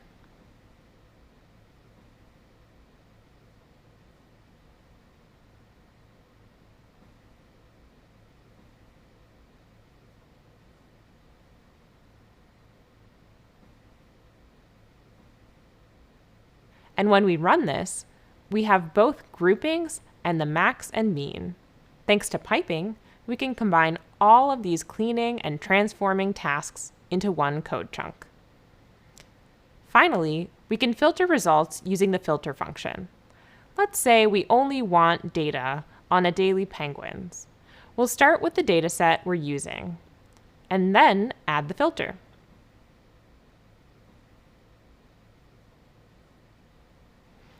You might notice that we're using 2 equal signs here. That's on purpose. The double equal sign means exactly equal to in R. And now we have a data frame that only contains data on Adelie penguins. This lets us narrow down our analysis if we need to. Being able to clean and organize data is a key step in the data analysis process, and knowing the right tool for the job is an important skill for a data analyst. R makes wrangling data easier and gives you a lot of functionality across the different stages of the data analysis process. Now that we've cleaned our data, we can get ready to transform it. Coming up, we'll learn how to use the separate, unite, and mutate functions, and how to use them to transform our data in R. See you next time! Welcome back! So far, we've started cleaning and now working with data in R. Now, let's talk about how to transform data.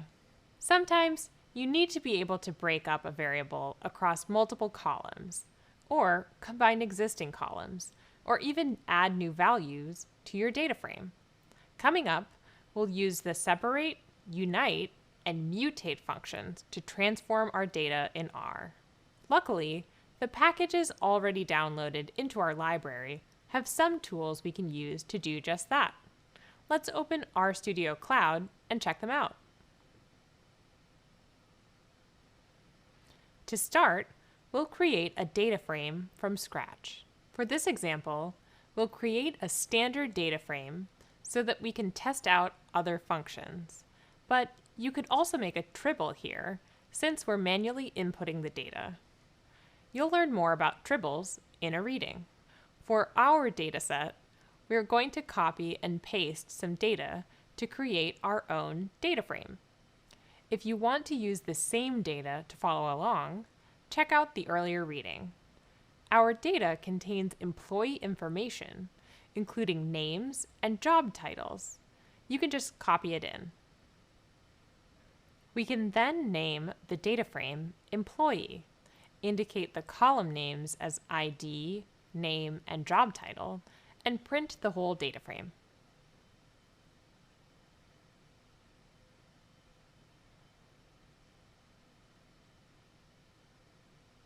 Right now, the first and last names are combined into one column.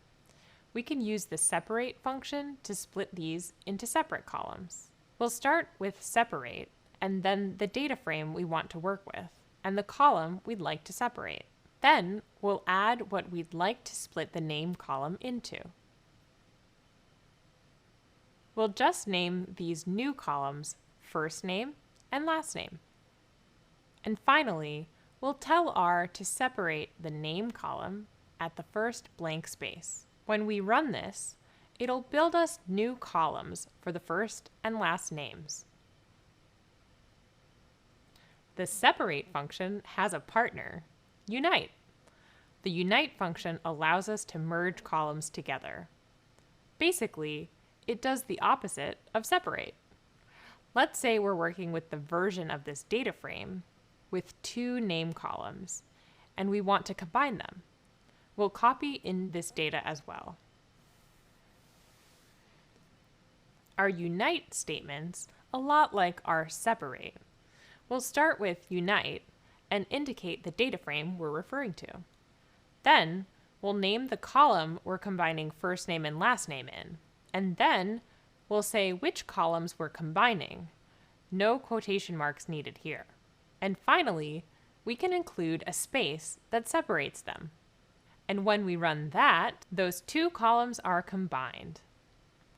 In addition to separating and merging columns, we can also create new variables in our data frame using the mutate function. We worked with mutate a little bit before to clean and organize our data, but mutate can also be used to add columns with calculations. Let's go back to our Penguin dataset. Right now, the body mass column's measured in grams. Maybe we want to add a column with kilograms. To do that, we'll use mutate to perform the conversion and add a new column.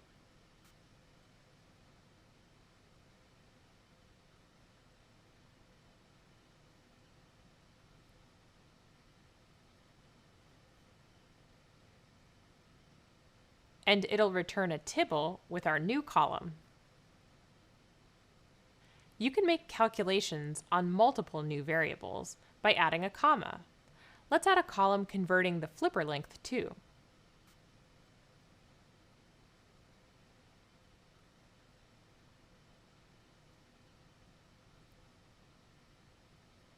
Now we've learned how to transform existing data in our tables and how to create new variables.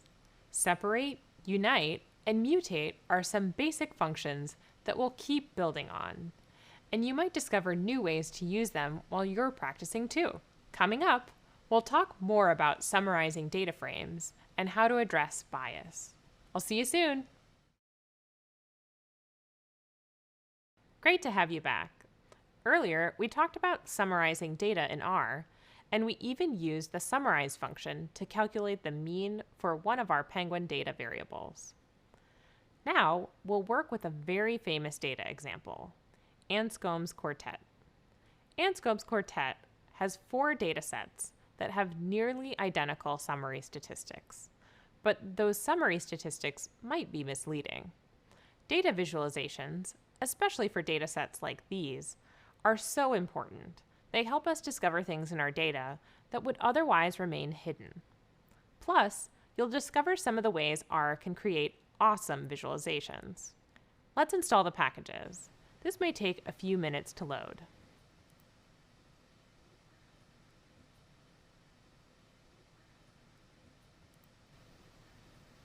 Okay, let's load the Anscombe's quartet data now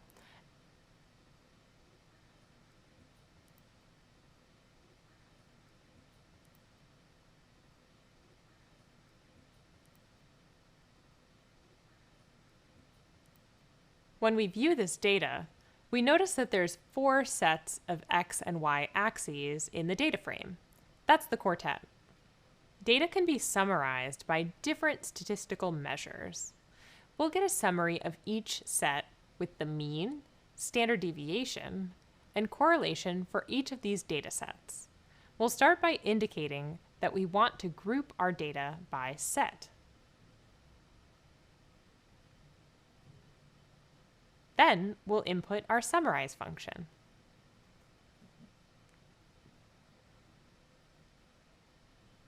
When we run this, we'll get a summary of these statistical measures. In our summary table, we can check the mean. The mean for x in each dataset is 9, and the mean for y is 7.5. The standard deviation can help us understand the spread of values in a dataset and show us how far each value is from the mean. The standard deviation for x and y in every set in the quartet is the same, 3.32 and 2.03. Finally, we've got our correlation, which shows us how strong the relationship between two variables is. Here, it looks like the correlation between x and y in all 4 sets is around 0.816. So, based on the summaries we created with our statistical measures, these datasets are identical. But sometimes, just looking at the summarized data can be misleading. Let's put together some simple graphs to help us visualize this data and check if the datasets are actually identical. You'll learn more about plotting data in R later, but for now, we'll just get a quick idea of how this data appears.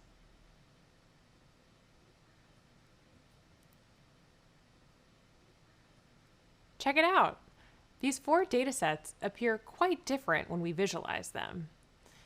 If we'd just gone with the statistical summaries, we never would have known that this data is actually really different. I want to show you one more really cool thing. The Datasaurus package. The Datasaurus creates plots with the Anscombe data in different shapes. But let's run it to see that for ourselves. First, you'll start off with installing and loading the package.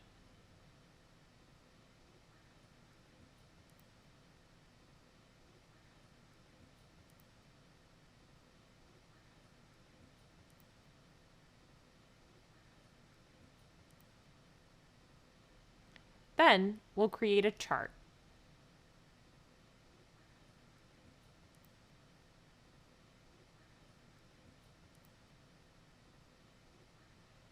It's okay if these commands seem complicated. You'll be creating your own plots soon. This is just a sneak peek at how R can help you create data visualizations. When we run this, it shows us several different plots. There's the famous dinosaur, a bullseye, a star. R is a pretty powerful visualization tool. You could use the relationships between data points to create many other shapes. As you can see, you can do a lot of things with R.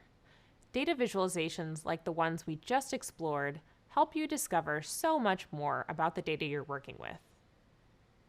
It's important to explore your data in multiple ways to learn a little more about its story. Next, we'll learn how to use R functions to check for bias. Hey, welcome back.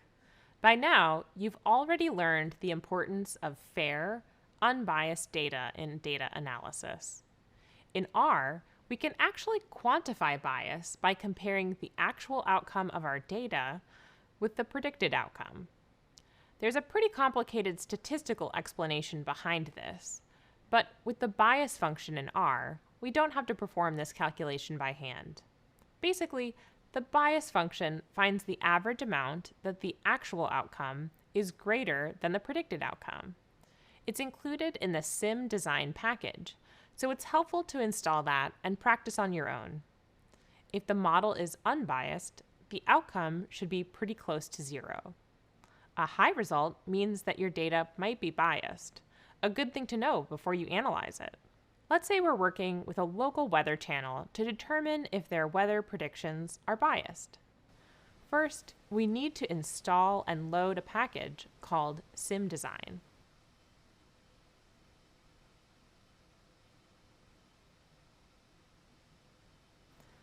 We'll use the bias function to compare forecasted temperatures with actual temperatures. For this example, we'll just take a small sample of our weather data and input them here. We'll label this the actual temp.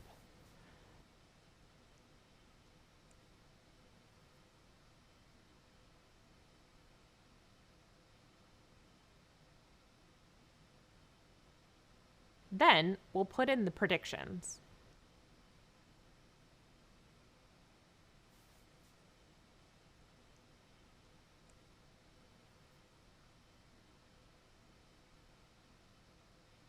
And then the bias function.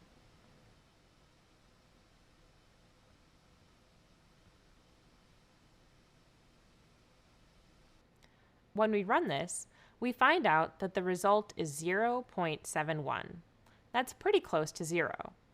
But the predictions seem biased towards lower temperatures, which means they aren't as accurate as they could be. And now that the local weather channel knows about this, they can find the problem in their system that's causing biased predictions. This doesn't mean that their predictions will be perfect all the time, but they'll be more accurate overall. Let's try another example. In this scenario, we're working for a game store.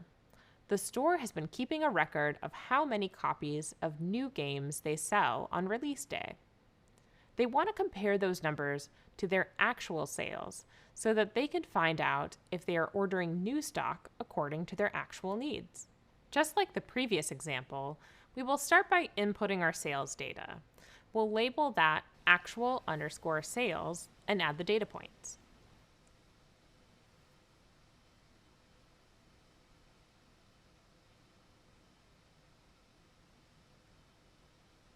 Next, we'll input the amount of stock they ordered as predicted_sales and input those data points.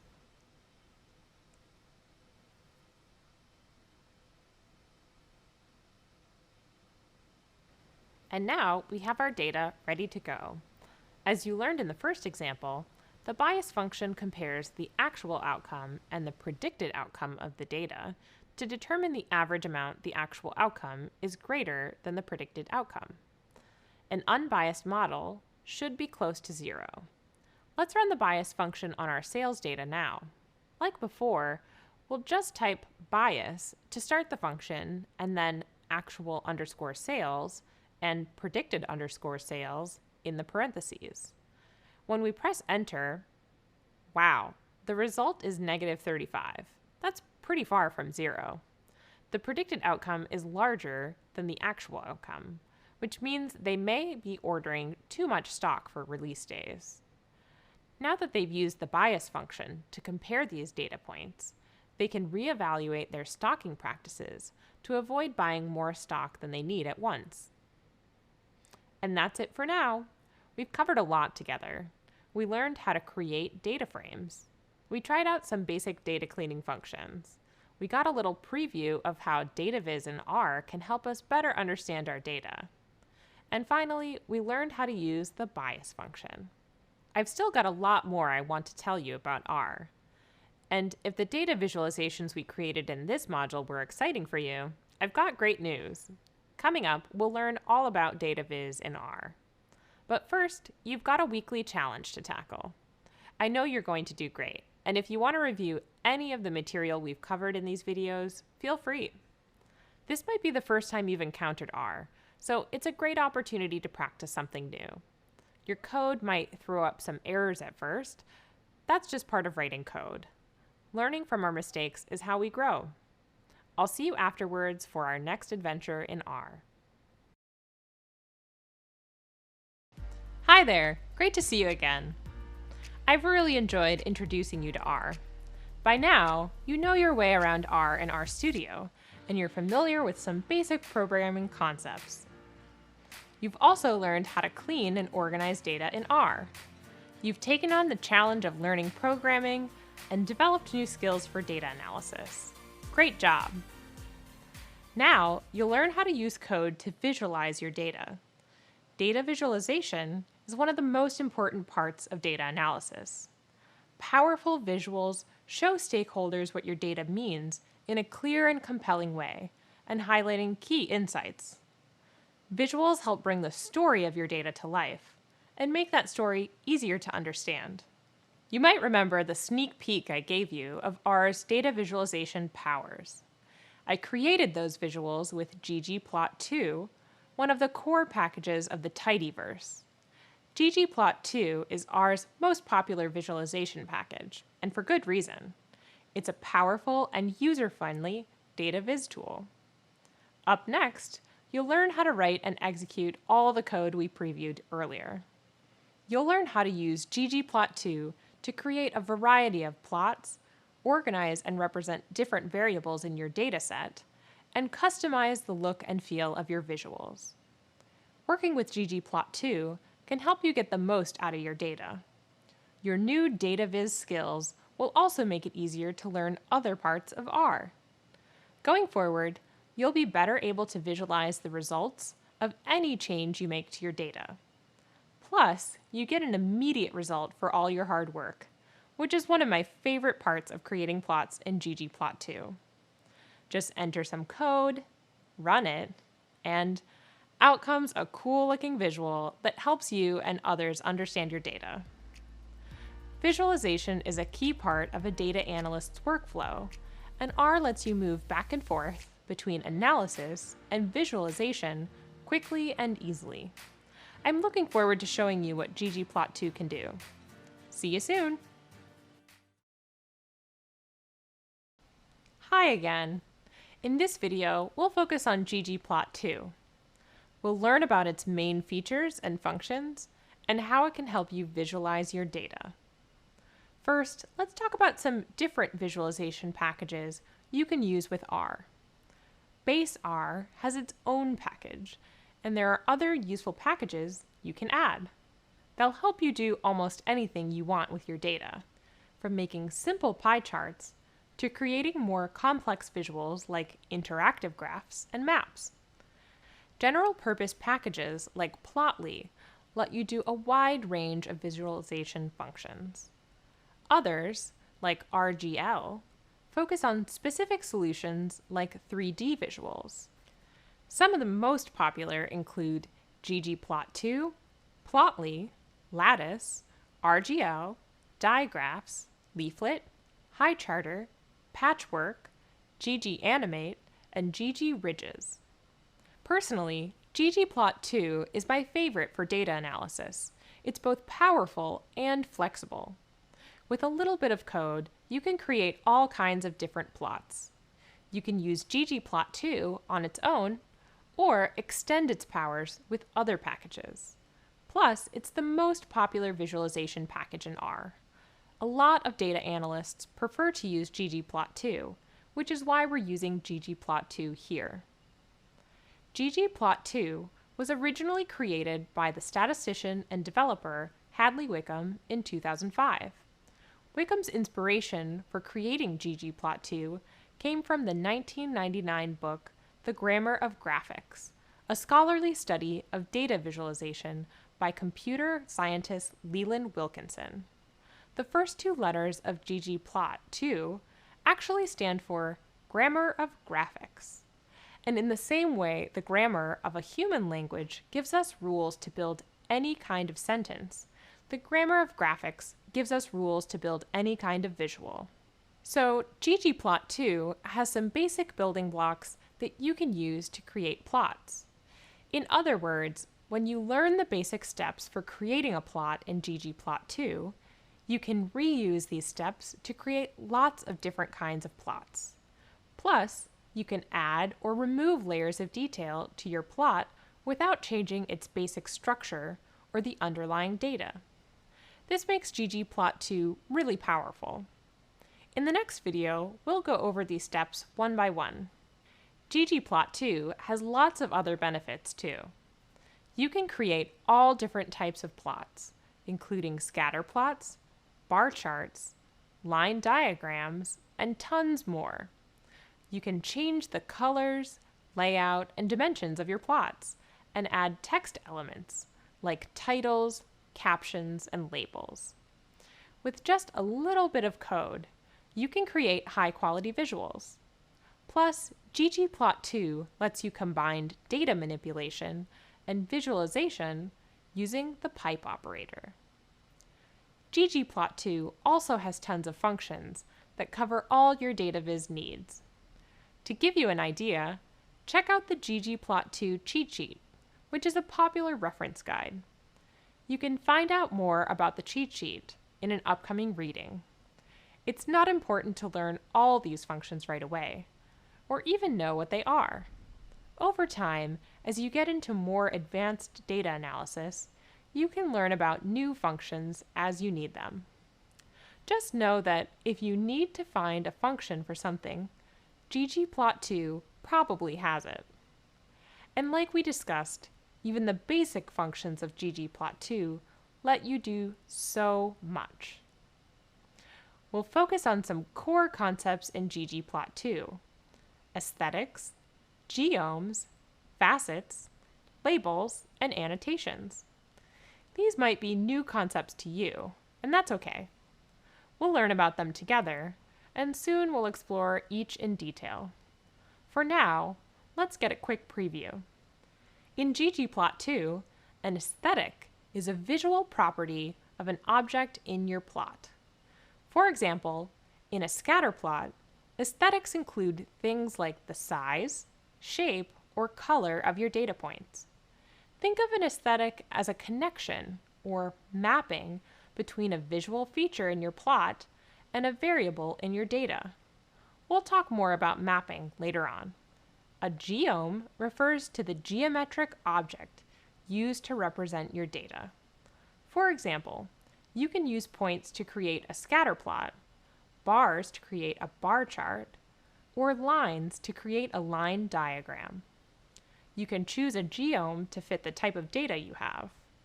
Points show the relationship between two quantitative variables. Bars show one quantitative variable varies across different categories. Up next, we'll talk about the facet function. Facets let you display smaller groups or subsets of your data. With facets, you can create separate plots for all the variables in your dataset. Finally, the label and annotate functions let you customize your plot. You can add text like titles, subtitles, and captions to communicate the purpose of your plot or highlight important data. That's all for now. Coming up, we'll use code to create our own first plot in ggplot2. Welcome back! In this video, we'll use the Palmer Penguins data to learn how to create a plot in ggplot2. Earlier, I used this data to give you a preview of what ggplot2 can do. You might remember that the penguins dataset contains size measurements for 3 penguin species that live in the Palmer Archipelago in Antarctica. The dataset includes variables such as body mass, flipper length, and bill length. Now, we'll learn how to use code to create those visuals. We'll go through the process of creating a plot step by step. We'll also go over some general tips on how to write code in ggplot2 and check out some useful help resources. First, let's log into RStudio Cloud. As we go along, I encourage you to join in and try out all the code in RStudio. Feel free to pause the video anytime you need to. We're assuming you already have the tidyverse packages installed. If you don't, refer to an earlier video or run install.packages tidyverse. Let's start by loading the ggplot2 package and the penguins dataset.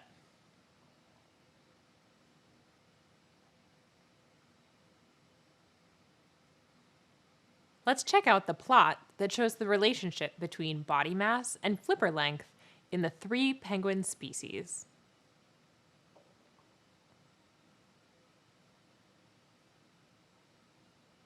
The plot shows a positive relationship between the 2 variables. In other words, the larger the penguin, the longer the flipper. Now, let's check out the code. The code uses functions from ggplot2 to plot the relationship between body mass and flipper length. As a quick refresher, in R, a function's a name followed by a set of parentheses. Lots of functions require special information to do their jobs. You write this information, called the function's argument, inside the parentheses. The three functions in the code are the ggplot function, the geom_point function, and the AES function. Every ggplot2 plot starts with the ggplot function. The argument of the ggplot function tells R what data to use for your plot.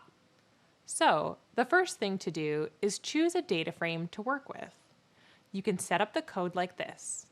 Inside the parentheses of the function, write the word data, then an equal sign, then penguins.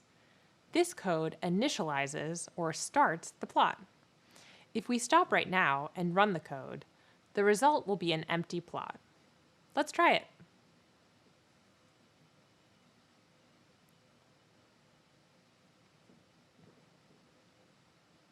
This is just the first step in creating a plot.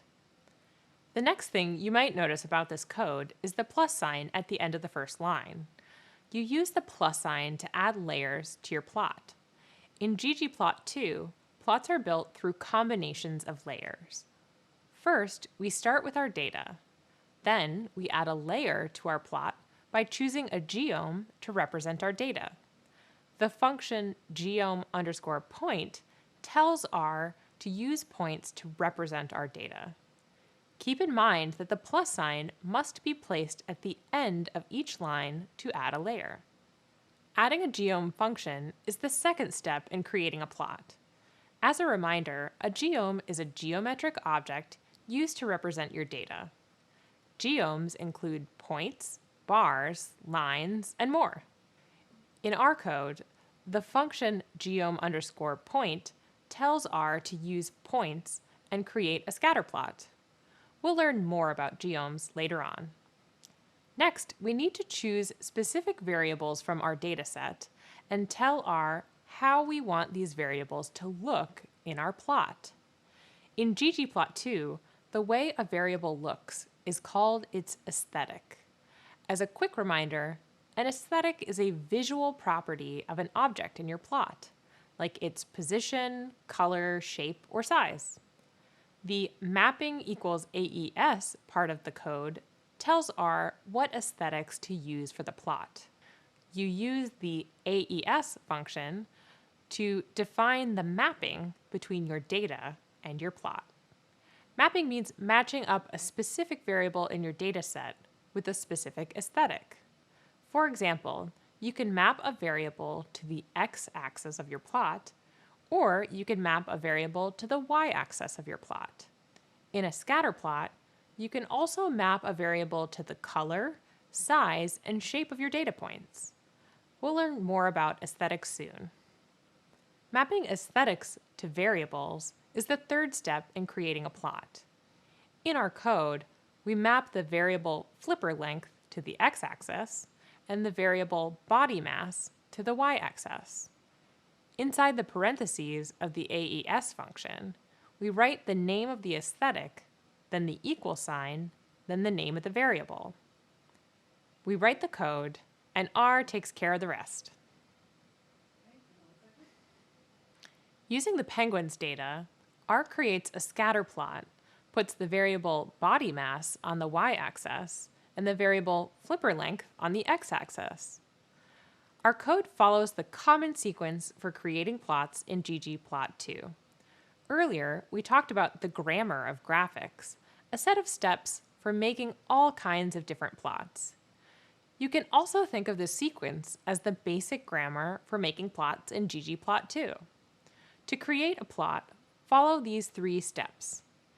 Start with the ggplot function and choose a dataset to work with.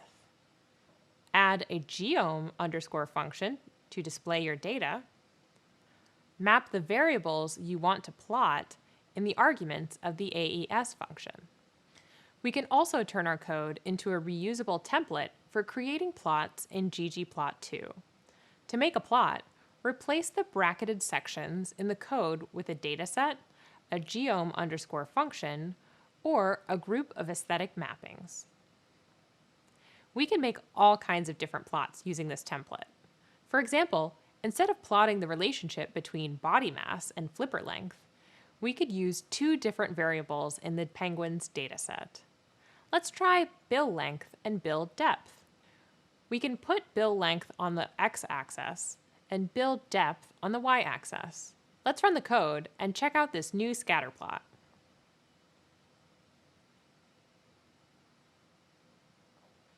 As you learn to write code in R or any other programming language, you'll come across problems. It happens to everyone. I've been working in R for years, and I still write code that has errors. A lot of times, these will be minor errors with easy fixes. It helps if you pay attention to the details. For example, R's case sensitive. If you accidentally capitalize the first letter in a certain function, it might affect your code. Also, make sure every opening parenthesis in your function matches with a closing parenthesis. Notice how this code won't run correctly, but this code does.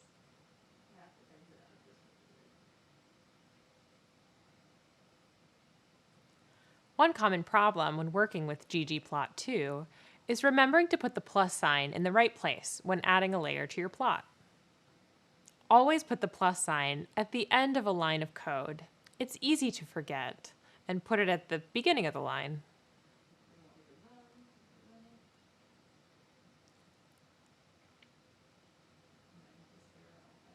Or you might accidentally use a pipe instead of a plus sign.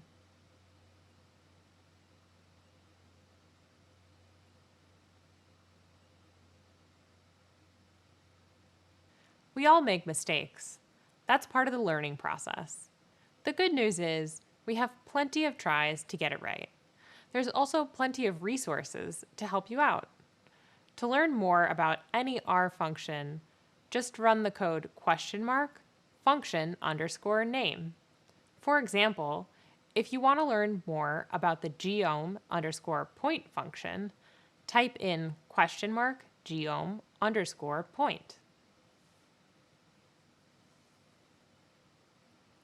As a new learner, you might not understand all the concepts in the help page. At the bottom of the page, you can find specific examples of code that may show you how to solve your problem.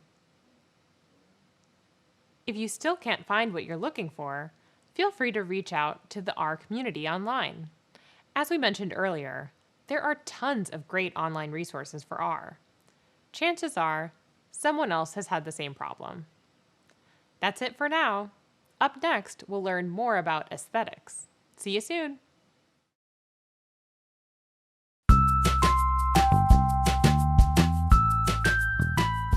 Hello, my name is Joseph. I'm a people analyst at Google. As a people analyst, my job is to work with executives and HR business partners to use data to make informed people decisions.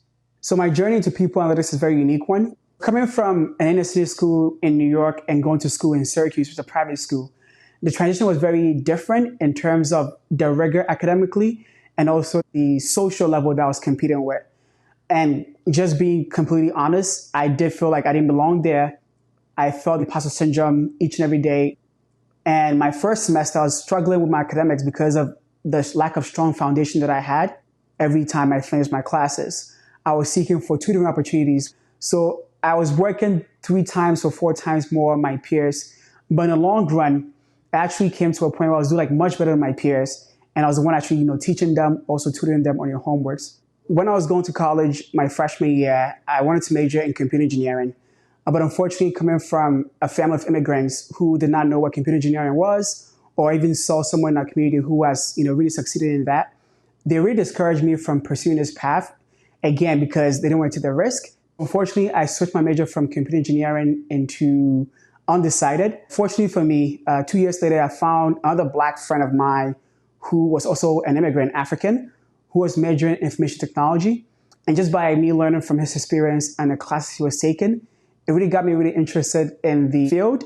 I took one introductory classes and I really succeeded in that. Prior to Google, I used to work at a company called Accenture, where I was a consultant doing customer analytics. So towards the end of my second year at the company, I went to a job fair where Google was recruiting there. So I spoke to the recruiter and she mentioned to me about this new practice called people analytics, which is very similar to what I was doing at Accenture. I just went back home, did my research, and from there, I was really interested in the space that I wanted to definitely develop my career in. So since I started Google, I just will also honestly say that it was very challenging in terms of the rigor and the difficulties of the work that we were doing. So the first thing that I did was I seek for mentors I knew was interested in my career development and also an advocate for myself. So by talking to them and just learning a few lessons from them as to way to better maneuver through this space, I first gained a lot of courage and also was motivated to even learn beyond the work environment. Second thing is that I want to make sure that I'm constantly learning and also leveraging my peers as a resource. So whenever I do get analysis that I need a second opinion on, I turn to my teammates who will just make sure they give me the encouragement I need or a second opinion for me to better enhance my analysis. And I believe the third thing that I always do is that I seek for stretch opportunities, right? So for example, I know that there's a space that I'm lacking in that I need to develop. I make sure that I ask my manager that, hey, I know that I struggle in this space. How can I actually grow in this area by giving me more work that will allow me to develop that skill set in? So I would say that's a mix of acknowledging that you see a gap in your personal development and also working towards improving that by leveraging the resources around you and just working towards that goal to improve yourself each and every single day and also every year as well. Hello again. In this video, you'll learn how to change the aesthetics of your visuals, which can help you present your data in a more compelling way. With aesthetics, you can highlight key points in your data and communicate more clearly and effectively with your stakeholders. Earlier, we learned that an aesthetic is a visual property of an object in your plot. For example, in a scatter plot, aesthetics include the size, shape, or color of your data points. You can display a point in different ways by changing its aesthetics or the way it looks. You can make a point small, triangular, or blue, or a combination of these. Let's go back to our penguins dataset and review the code for our plot that shows the relationship between body mass and flipper length.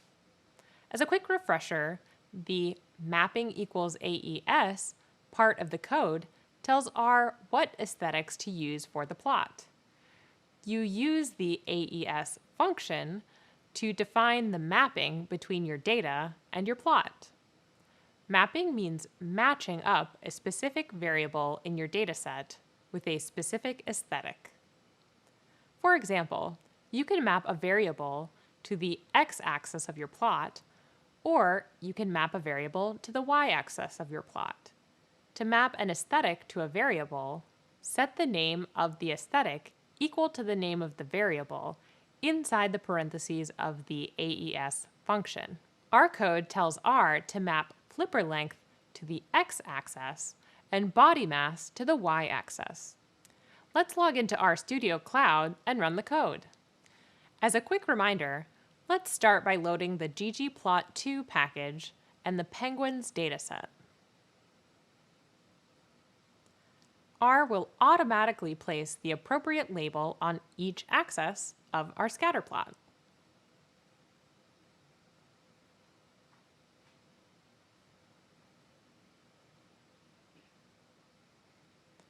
After you map a variable to an aesthetic, R takes care of the rest. You can also map data to other aesthetics, like color, size, and shape. Right now, our plot's in black and white. It clearly shows the positive relationship between the two variables. As the values on the x-axis increase, the values on the y-axis increase. But it's also got some limitations. For example, we can't tell which data points refer to each of the 3 penguin species. To solve this problem, we can map a new variable to a new aesthetic. Let's add a third variable to our scatter plot by mapping it to a new aesthetic.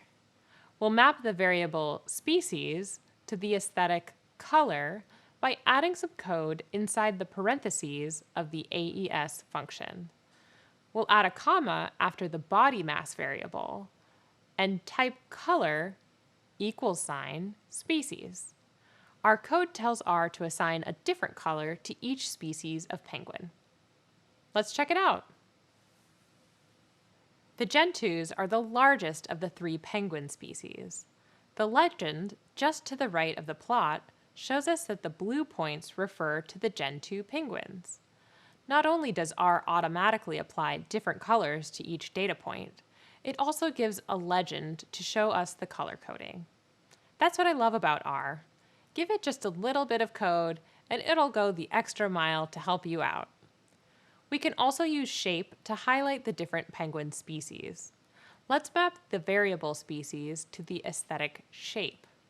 To do this, we can change the code from color = species to shape = species. Instead of colored points, R assigns different shapes to each species. Now, the legend shows us a circle for the Adelie species, a triangle for the chin straps, and a square for the gentoos. You might notice that our plot's in black and white again because we removed the code for color. Let's put some color back into our plot. If we want, we can map more than one aesthetic to the same variable. Let's map both color and shape to species. We'll add the code color = species while keeping the code shape = species. Now, our plot shows a different color and a different shape for each species. We can keep going. Let's add size as well and map 3 aesthetics to species. If we add size = species, each colored shape will also be a different size. Using more than one aesthetic can also be a way to make your visuals more accessible, because it gives your viewers more than one way to make sense of your data. We can also map species to the alpha aesthetic, which controls the transparency of the points. Our first plot showed the relationship between body mass and flipper length in black and white. Then, we mapped the variable species to the aesthetic color to show the difference between each of the 3 penguin species. If we want to keep our graph in black and white, we can map the alpha aesthetic to species. This will make some points more transparent or see-through than others. This gives us another way to represent each penguin species. Let's try it. Alpha is a good option when you've got a dense plot with lots of data points.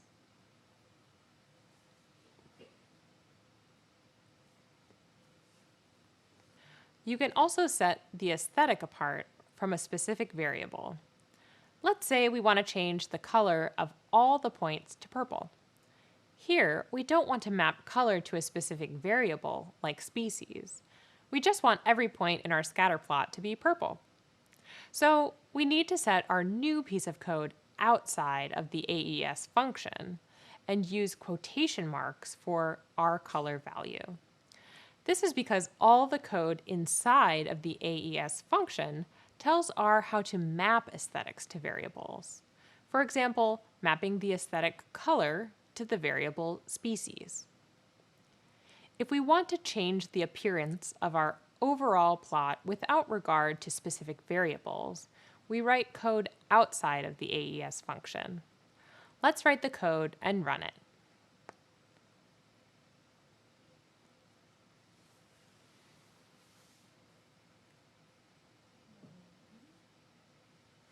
That's all for now. We just learned about the most common aesthetics for points: X, Y, color, shape, size, and alpha. We also discovered how aesthetics can change the look of our plot and highlight important data.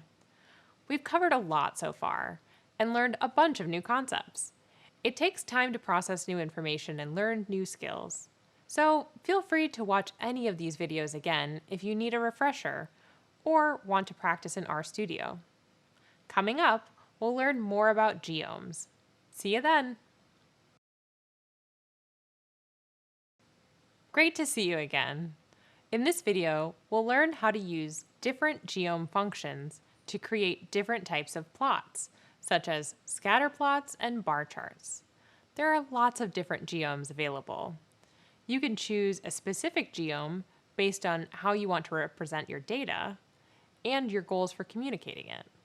This lets you tell the story of your data in different ways and communicate effectively to different audiences. Let's start with two visualizations.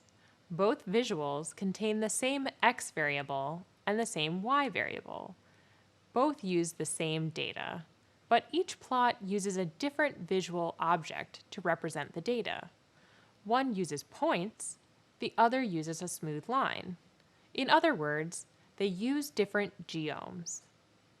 In ggplot2, a geome is the geometrical object used to represent your data.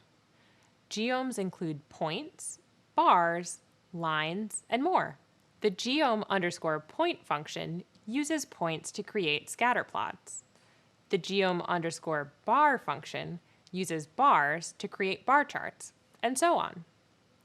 To change the geome in our plot, we need to change the geom function in our code.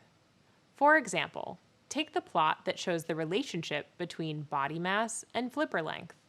The code uses geom_point to create a scatter plot. Let's log into RStudio Cloud and watch what happens when we change geomes. First, let's load the ggplot2 package and the penguins dataset.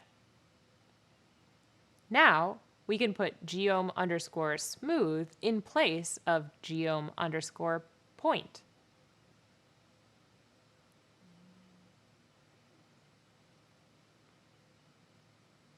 We still have the same data, but now the data's got a different visual appearance. Instead of points, there's a smooth line that fits the data. The geom_smooth function's useful for showing general trends in our data. The line clearly shows the positive relationship between body mass and flipper length. The larger the penguin, the longer the flipper. We can even use two geomes in the same plot. Let's say we want to show the relationship between the trend line and the data points more clearly. We can combine the code for geom_point and the code for geom_smooth by adding a plus symbol after geom_smooth. Let's write the code and run it.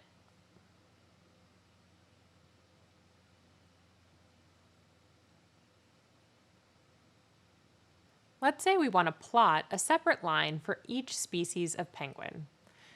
We can add the line type aesthetic to our code and map it to the variable species. Geom_smooth will draw a different line with a different line type for each species of penguin. The legend shows how each line type matches with each species. The plot clearly shows the trend for each species. Finally, let's check out the geom_jitter function. The geom_jitter function creates a scatter plot and then adds a small amount of random noise to each point in the plot. Jittering helps us deal with overplotting, which happens when the data points in a plot overlap with each other. Jittering makes the points easier to find. I'll show you what I mean. Let's replace geom_point with geom_jitter.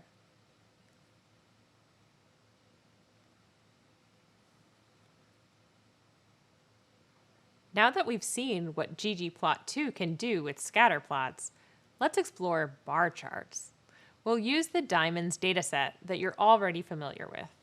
This includes data like the quality, clarity, and cut for over 50,000 diamonds. This dataset comes with the ggplot2 package, so it's already loaded. To make a bar chart, we use the geom_bar function. Let's write some code that plots a bar chart of the variable cut in the diamonds dataset. Cut refers to a diamond's proportions, symmetry, and polish. Notice that we didn't supply a variable for the y-axis. When you use geom_bar, R automatically counts how many times each x value appears in the data, and then shows the counts on the y-axis. The default for geom_bar is to count rows, but that's only one of the many different applications for bar charts. For example, the x-axis of our plot shows 5 categories of cut quality: fair, good, very good, premium, and ideal. The y-axis shows the number of diamonds in each category. Over 20,000 diamonds have a value of ideal, which is the most common type of cut. Geom_bar uses several aesthetics that you're already familiar with, such as color, size, and alpha. Let's add the color aesthetic to our plot and map it to the variable cut. We write the code the same way as we did with scatter plots and add color equals cut after x equals cut. Don't forget to put a comma after x equals cut to add a new aesthetic. The color aesthetic adds color to the outline of each bar. R also supplies a legend to show the color coding. Let's say we want to highlight the difference between cuts even more clearly to make our plot easier to understand. We can use the fill aesthetic to add color to the inside of each bar. In our code, we put fill equals cut in place of color equals cut. R automatically chooses the colors and supplies a legend. That looks great. I really enjoy using the fill aesthetic. If we map fill to a new variable, geom_bar will display what's called a stacked bar chart. Let's map fill to clarity instead of cut. Our plot now shows 40 different combinations of cut and clarity.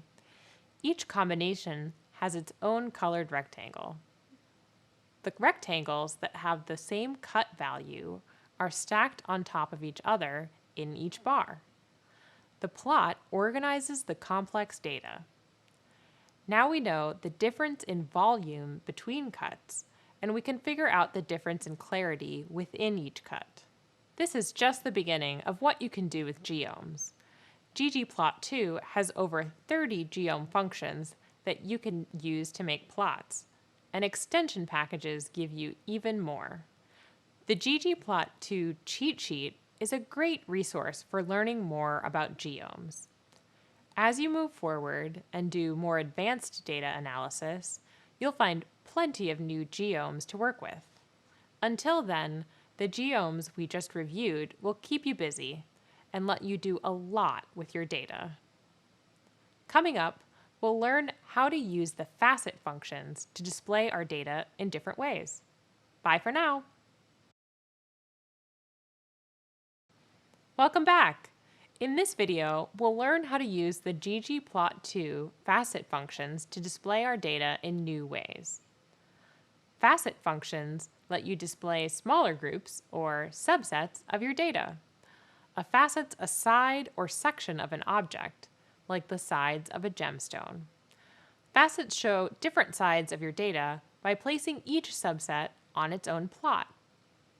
Faceting can help you discover new patterns in your data and focus on relationships between different variables. For example, let's say you're looking at sales data for a clothing company. You might want to break down your data by category to show specific trends. Children's clothing versus adult clothing, or spring fashions versus fall fashions. Or if you are running an employee engagement survey, you might want to break down your data by tenure and compare senior employees to new employees. ggplot2 has two functions for faceting: facet_wrap and facet_grid. Let's explore them both. We'll start with facet_wrap. To facet your plot by a single variable, use facet_wrap. Let's say we wanted to focus on the data for each species of penguin. Take our plot that shows the relationship between body mass and flipper length in each penguin species. The facet_wrap function lets us create a separate plot for each species. To add a new layer to our plot, we'll add a plus symbol to our code. Then, inside the parentheses of the facet_wrap function, type a tilde symbol followed by the name of the variable. Let's log into RStudio Cloud and check it out. As a reminder, we'll start by loading the ggplot2 package and the penguins dataset. You can find the tilde symbol in the upper left corner of your keyboard, just below the escape key.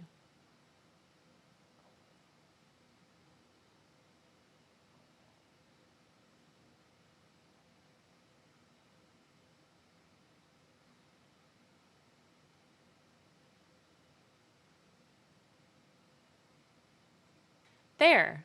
The separate plots show the relationship between body mass and flipper length within each species of penguin. Pretty cool, right? Facets help us focus on important parts of our data that we might not notice in a single plot. If your visual is too busy, for example, if it's got too many variables or levels within variables, faceting can be a good option. Let's try faceting the diamonds dataset. Earlier, we made a bar chart that showed the number of diamonds for each category of cut: fair, good, very good, premium, and ideal. We can use facet_wrap on the cut variable to create a separate plot for each category of cut. Let's check it out.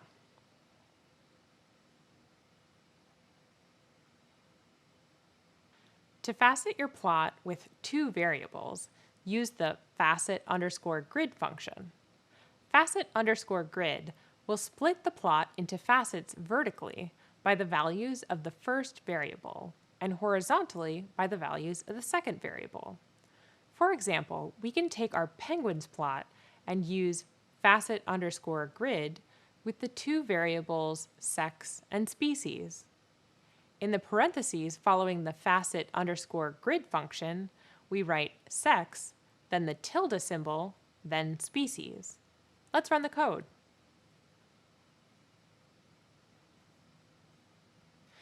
There are 9 separate plots, each based on a combination of the 3 species of penguin and 3 categories of sex. Facet_grid lets you quickly reorganize and display complex data, and makes it easier to spot relationships between different groups. If we want, we can focus our plot on only one of the 2 variables. For example, we can tell R to remove sex from the vertical dimension of the plot and just show species. Let's check it out. You can easily spot differences in the relationship between flipper length and body mass between the 3 species. In the same way, we can focus our plot on sex instead of species. Facets let you reorganize your data to show specific relationships between variables and reveal important patterns and trends in subsets of your data. That's all for now. Next up, we'll learn how to customize our plots using labels and annotations. Until next time. Hi, great to have you back. Coming up, we'll learn how to customize the look and feel of our plots using the label and annotate functions. In everyday language, to annotate means to add notes to a document or diagram to explain or comment upon it. In ggplot2, adding annotations to your plot can help explain the plot's purpose or highlight important data. When you present your data visuals to stakeholders, you may not have much time to meet with them. Labels and annotations will point their attention to key things and help them quickly understand your plot. Let's start with the label function. It's super useful for adding informative labels to a plot, such as titles, subtitles, and captions. For example, we can add a title to our plot that shows the relationship between body mass and flipper length for the 3 penguin species. A title will clearly indicate the purpose of the plot. Let's go over the code. First, we add a plus sign to add a new layer to our plot. Next, in the parentheses following the label function, we write the word title, then an equal sign, then the specific text we want in our title. Let's log into RStudio Cloud and check it out. First, let's load the ggplot2 package and the penguins dataset. Remember, put the plus sign at the end of a line of code. It's easy to forget.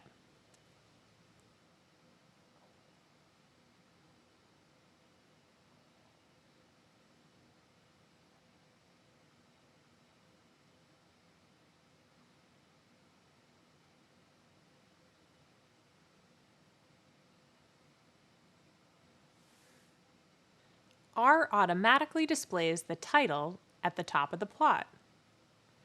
We can also add a subtitle to our plot to highlight important information about our data. To do this, we enter the code for a subtitle in the same way as a title. Remember to add a comma after the title argument before you enter your subtitle. R automatically displays the subtitle just below the title. We can add a caption to our plot in the same way. Captions let us show the source of our data. The Palmer penguins data was collected from 2007 to 2009 by Dr. Kristen Gorman, a member of the Palmer Station Long-Term Ecological Research Program. Let's cite Dr. Gorman in our caption.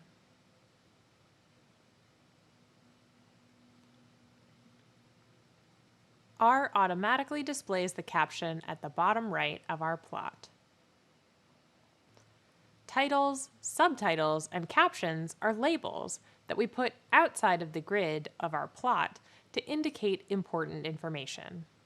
If we want to put text inside the grid to call out specific data points, we can use the annotate function. For example, let's say we want to highlight the data from the Gen 2 penguins. We can use the annotate function to add some text next to the data points that refer to the Gen 2s.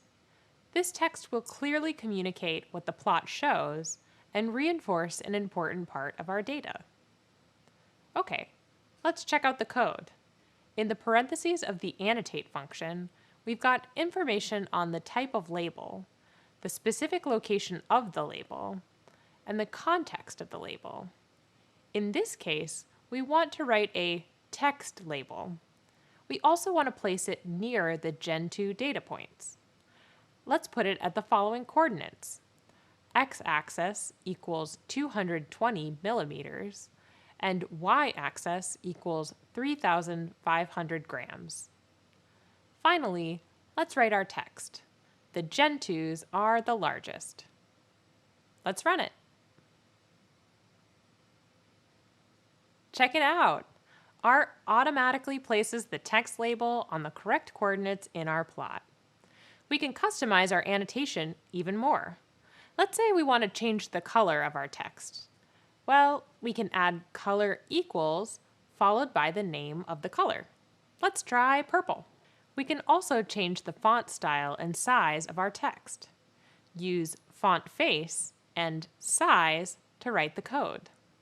Let's bold our text and make it a little larger.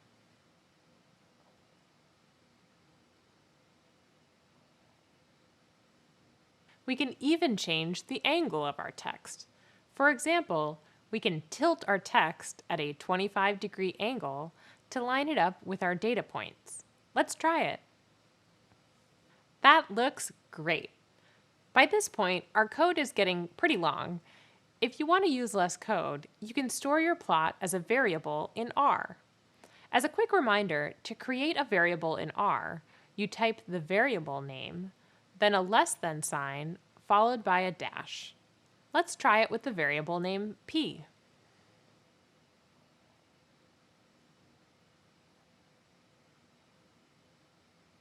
Now, instead of writing all the code again, we can just call P and add an annotation to it, like this.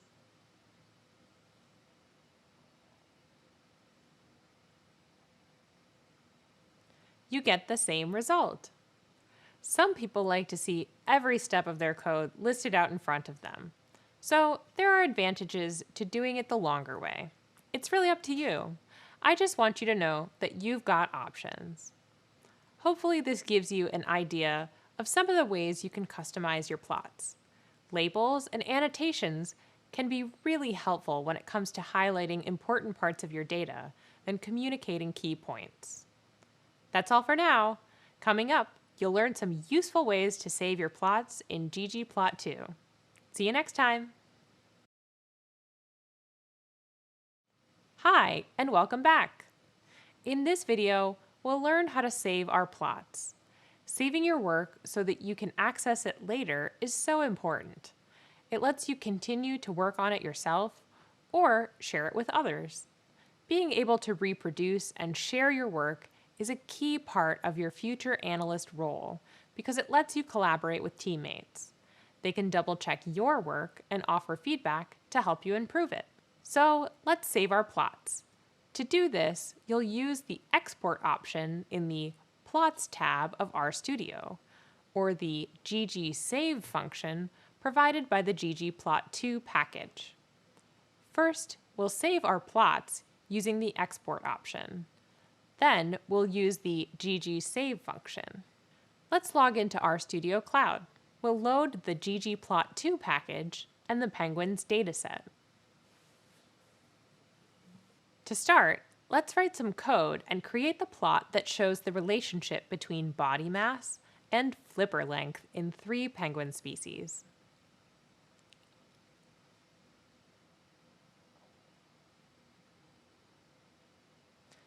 Let's use the Export option in the Plots tab to save our plot.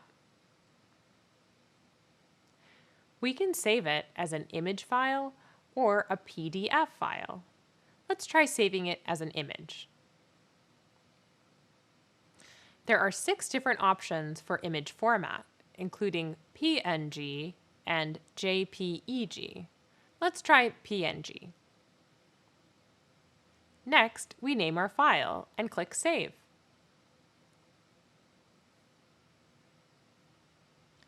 Now, if we click on the Files tab, we'll find our file in the list. Let's open it up. Looks great! That covers the Export option for saving a plot. Now, let's check out the ggsave function. ggsave's a useful function for saving a plot. It defaults to saving the last plot that you displayed and uses the size of the current graphics device. Let's try saving our plot as a PNG file using ggsave. ggsave will automatically save the plot that shows the relationship between body mass and flipper length because this is the last plot that we displayed. We have to give the file a name and say what kind of file we want to save it as. Let's write the code. Within the parentheses of the function, we start off with a quotation mark, followed by the name of the file. Let's name it 3 penguin species. We put a period after the file name, then the type of file we want, then a closing quotation mark. Let's run it. Now, if we click on the Files tab, we'll find our new file in the list. Let's open it up. Again, looks great. That covers the basics of saving plots. After all your hard work creating plots in ggplot2, you definitely want to remember to save them so you can access and share them later on. And that's the end of our work on data visualization. You're off to a great start visualizing data with ggplot2. Plus, the concepts we've covered are a great base for learning even more about data viz in R as you move forward. We started off by learning the basic steps for creating plots in ggplot2. From there, we learned how aesthetics can change the look of our plots and highlight important parts of our data. We use different geomes to create different types of plots, like scatter plots and bar charts, and used facet functions to show subsets of our data. Then we customized our plots with labels and annotations. Finally, we learned how to save all our hard work so we can access and share it later on. That's a lot of ground we covered. Feel free to review the videos anytime you want and move at your own pace. It takes lots of time and practice to become familiar with new concepts and to develop new skills. No one gets everything right the first time around, but the more you practice, the more you'll start to feel at home in ggplot2. If it doesn't always feel easy, that's okay. That just means your mind is expanding and your skill set's getting bigger. Trust me, it's worth it. Learning ggplot2's a game changer for anyone interested in visualizing data. I hope you enjoyed it as much as I did. I love creating visuals in ggplot2. Coming up, you'll learn how to document and report your data using R. Until next time. Hi, and welcome back. We've covered a lot in our time working in R. We've learned the ins and outs of R in RStudio, including how to analyze and visualize your data.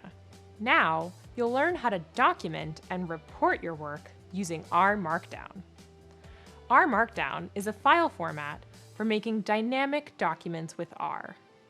You can use an R Markdown file as a code notebook to save, organize, and document your analysis using code chunks, comments, and other features.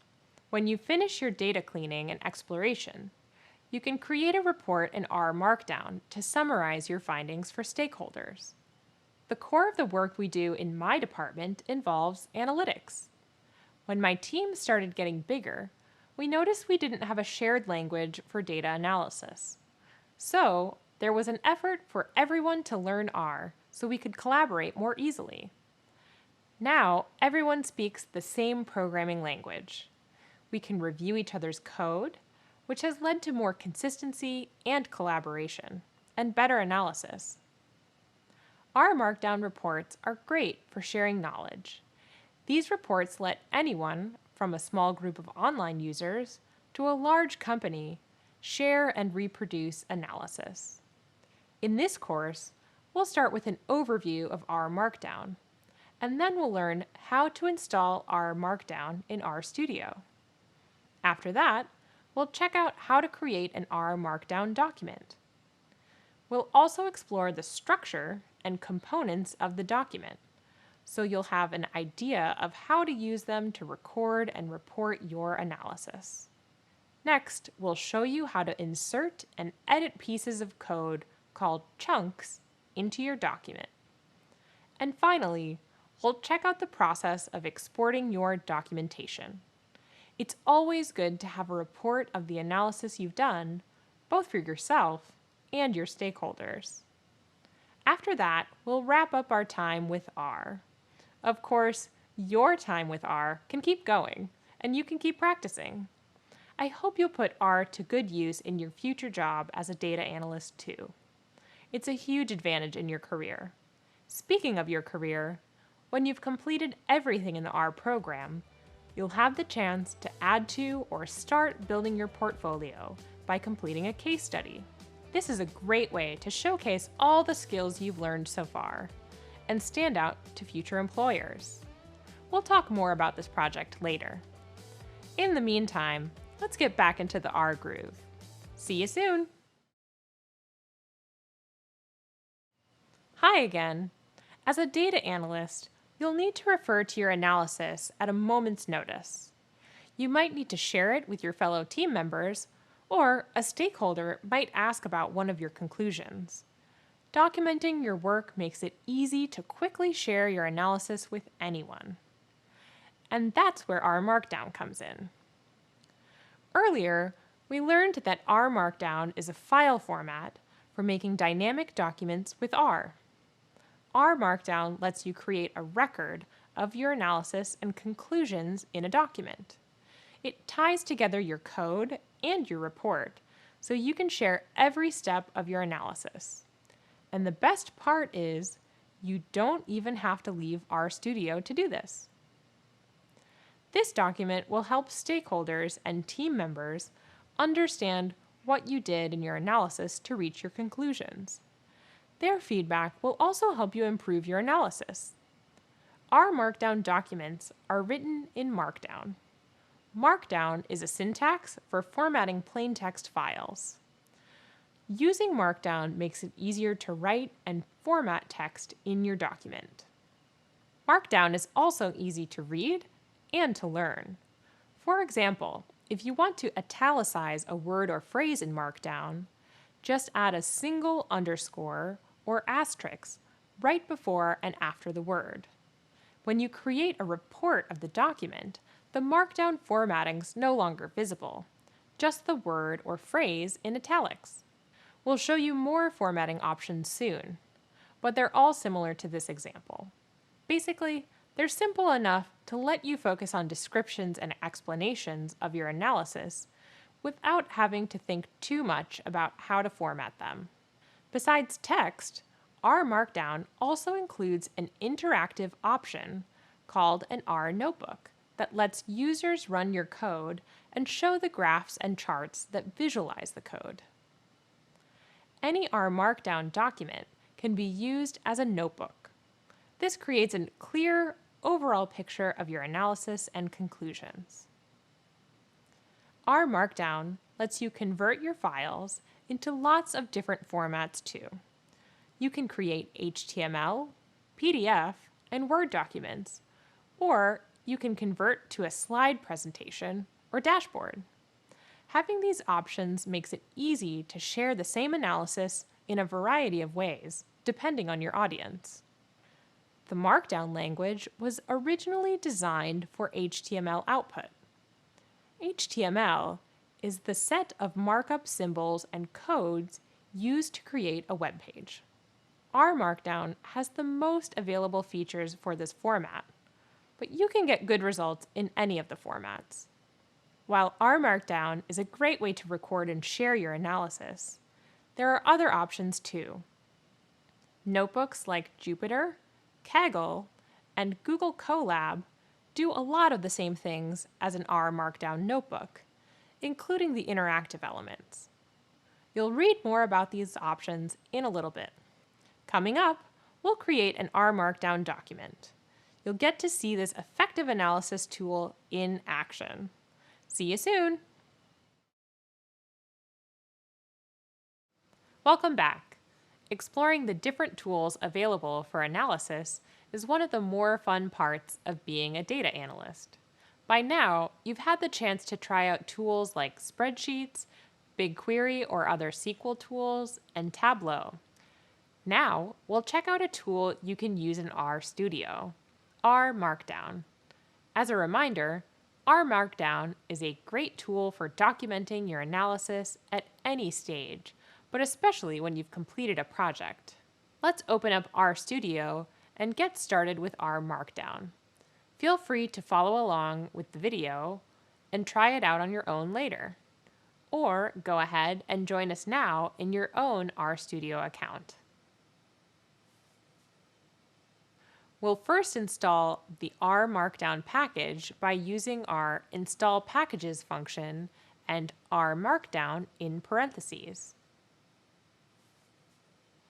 As a reminder, installing packages can take some time. Bright red text may show up in your console as it installs. That's all perfectly normal. Okay, let's open up a new R Markdown or RMD file using the File menu. If you're working along with us and you're prompted to do install packages that you'll need to open your file, go ahead and click Yes.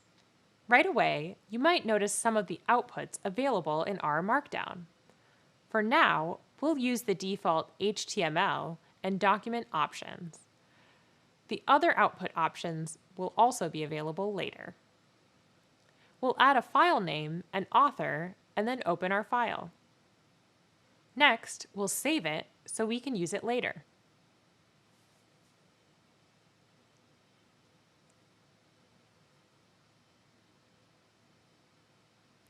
So now we have an RMD file filled with metadata at the top and chunks of code in the gray sections. There's text in between for explaining the code and adding comments on your analysis and conclusions. This R Markdown documents in its original format. It's definitely useful and can be edited and added to, but if we want to produce a report containing all text, code, and results, we need to click the Knit button. Now we've got the report. It's an HTML file that you can share with others. Let's compare the original .rmd file with the HTML report. You can tell that the text has been transformed into a more viewer-friendly format. Also, the code chunks have all been run, and we now have their output, both the columns of data and the plot from an analysis on the CARS dataset.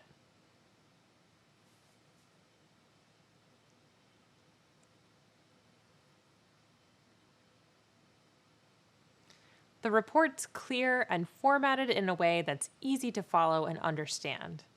We could share it with stakeholders, even if they've got no experience in R. R Markdown files are definitely an effective way to complete the data analysis process. You can start your analysis in R and create a report complete with code and visualizations all in the same workspace. Coming up, we'll show you more examples of how to use R Markdown to make your documentation even more effective. Bye for now. Hello there. Earlier, we showed you how to get started using R Markdown. We created a Markdown document called an RMD file, which is super useful for making and saving a final report that summarizes your data exploration and analysis findings. In this video, we'll check out the structure of the text in an RMD file and how you can format it to better organize and emphasize your findings. Let's go into RStudio and open the file we saved earlier called R Markdown Intro. If you're working along with us and don't have a file saved, you can open up a new R Markdown or RMD file using the File menu. If you're prompted to install packages, go ahead and click Yes. Click OK to open with the default options and then save your file. Now, let's dig deeper into this file. We'll start at the top. This is the YAML header section. YAML is a language for data that translates it so it's readable. Fun fact, YAML originally stood for Yet Another Markup Language. This section is called out using 3 dashes on the first and last lines. This syntax automatically creates the YAML header section when it's used in an RMD file. In an RMD file, this section's basically for metadata, or the data about the data in the rest of the file. The title, author, date, and file type of an output are automatically included when you create a new file. There's lots of different functions and formatting options in this section. For now, just make sure you have at least the 4 details we've got in our file now. You can use the template that appears when you open the file and just edit over it, or you can start from scratch using the 3 dashes to create the YAML section and the rest of the contents in the file. We'll cover these steps over the next few videos and in the other program resources. Next, let's check out the text in the white areas of our file. Think of the text as a way to comment on and explain your code and analysis and any visualizations you're including. You can format the text to include links, ordered lists, equations, and more. The text is formatted using Markdown, the syntax we introduced earlier. We've included a reading that shows you all of the ways to format text, as well as lots of other great Markdown tips and tricks. You'll also learn some more formatting examples in the next video. For now, let's try some examples that are in this file. On line 12, there's 2 hashtags and a space before the words R Markdown. Hashtags are used for headers. The more hashtags, the smaller the header. The space is important as well. Otherwise, RStudio won't recognize that this is a header. Let's knit our file again.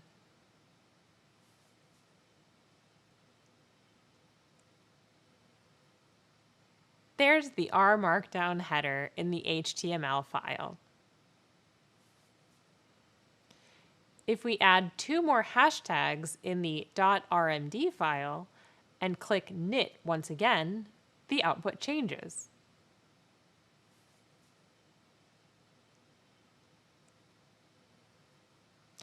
The header's now smaller. We'll change it back because the original format made sense.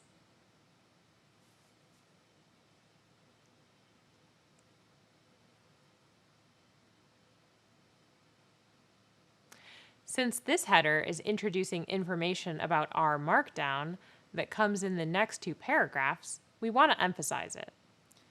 In the first paragraph of this section, there's a brief summary of Markdown. There's a link in the text, and it's formatted using angle brackets. Using these brackets results in a clickable link in the output. That's a handy feature if you want to refer to any helpful links or include them as sources for your analysis.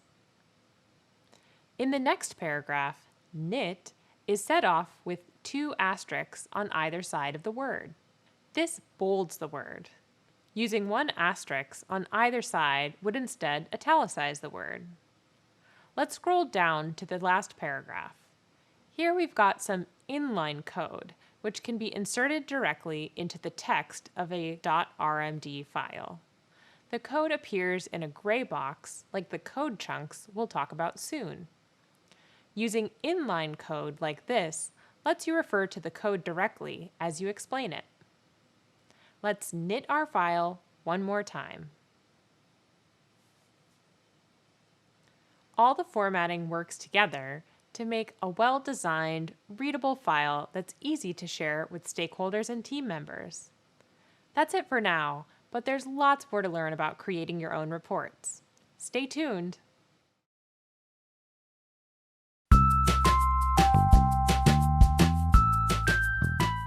I'm Meg, and I'm a product lead at Google. As a product lead, I work with designers and web developers to build features that our users will love. Specifically, I work for Kaggle, which is an online data science community for people who are learning data science and machine learning. So we get to build exciting features that help people learn from data and advance in their careers. I work with designers and researchers to do studies to understand what our users want and what they need in the product. And I work with engineers to figure out exactly how to write out those requirements for the features that we decide to build. Learning any programming language is really empowering because your only limits are your creativity and your curiosity. It's really the curiosity that I have about the world that led me to research and data analysis, especially with R. I just felt it was really freeing to be able to ask a question about the world and know how I could work with data to get an answer to that question. The second thing that I think is really exciting and empowering about knowing a programming language is the transferable skills that it gives you. And then the last thing I think is really exciting is really the community and ecosystem that comes along with it. R is really no exception when it comes to that. In fact, I think R's community is really outstanding. And to have the community and that public ecosystem of resources right at your fingertips is really going to supercharge what you can do with data as a data analyst. And I think that's super exciting. It's completely normal to feel intimidated or confused or kind of stuck as you're first learning R. there are things that are kind of quirky about the language, and it's not your fault. You just kind of have to get past those things, and I can promise that things will make a lot more sense, especially once you're able to start using the tidyverse. I would say, stick with it. And the other, kind of piece of advice I'd have is try to connect with the R community as early as possible in your R learning journey. The thing that's just fantastic about R is the fact that its community is really vibrant, it's really welcoming, and you're going to find things like people who are expert practitioners in R who are, sharing their kind of like their mistakes, and they're willing to share their kind of like learning journey as well. And I think it'll really help you see that, you're not alone. I definitely had these moments where I was pretty frustrated when I was first learning R. When it really clicked for me was when I had the opportunity to use R to answer my own personal research questions. That is when you feel like you have a personal vested interest in the outcome of your analysis. That feeling of like reward and satisfaction when you push through is, something that can help you really build that like momentum to keep learning. Great to see you again. As we've explored R Markdown, we've learned how the interactive elements work. When you change something in your RMD file, RStudio automatically applies it to your report. In this video, we'll show you a few more formatting options for making your report more complete and dynamic. Let's go back once again to our .rmd file called R Markdown Intro.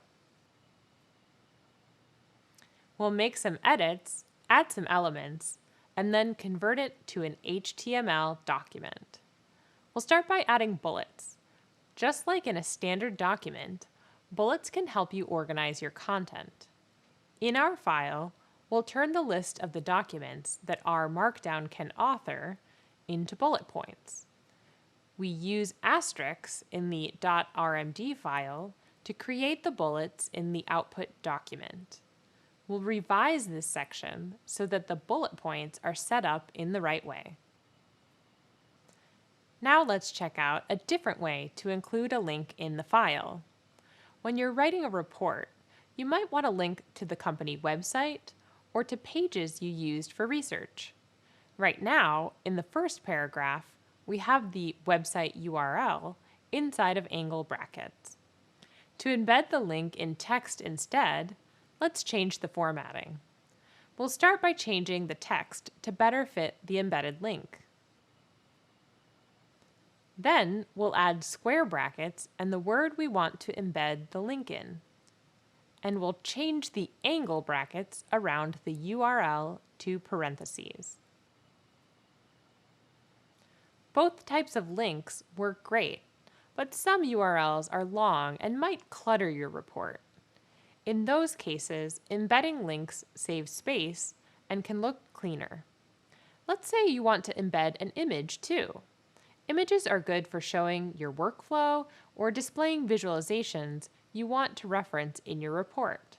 Or maybe you just want to add a GIF or another fun image. That's great. Just make sure your stakeholders will appreciate it. Let's go ahead and have some fun with this example. We'll embed an image with the plot example. Then we'll add an exclamation point and a caption for the image in square brackets. Next, we'll copy the URL for our image and paste it inside parentheses. Now let's check out our finished product. We'll view it in our browser. That way, when we click the embedded link, it opens up in a new tab in the same browser. Here's our bullet points and our image and caption.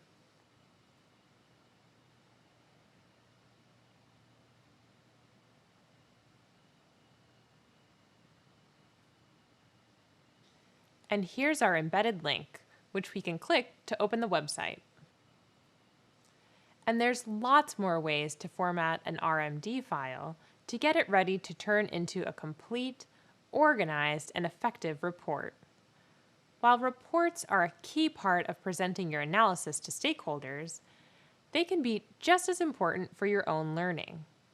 You can use .rmd documents to keep track of your learning by including notes and linking to online resources. You can embed useful images and add bullet points too. Speaking of learning, let's find out more about code chunks and RMD files in the next video. See ya! Hi again. We've learned a lot about R Markdown, or RMD files, and how they can be formatted and converted into reports for stakeholders. We've also explored the YAML header and the comments, descriptions, and explanations for the analysis shown in the report. Now comes the heart of an RMD file, the code. Code added to an RMD file is usually called a code chunk. We've shown you these code chunks in some of the R Studio sessions we've been running, and you may have noticed code chunks if you've been practicing along with us. Now we'll show you what they're all about. Earlier, we worked with the Palmer Penguins dataset. We ran some code to analyze the data and create visualizations. After this step, we'd probably want to set up a practice report with notes about our analysis. We'll do that here and incorporate some code and visuals. Let's start by opening up RStudio and then the script with our programming, the ggplot_hook file. We could share this file directly with others, but it's not very effective. It's hard to read and doesn't always include any takeaways. So we'll create a new .rmd file instead. We'll add a title and author.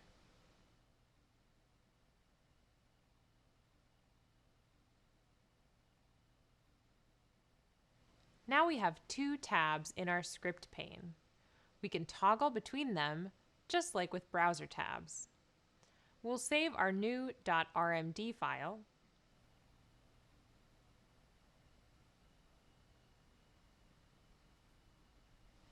This file's in the template format, so we'll delete everything except the header section and start our own.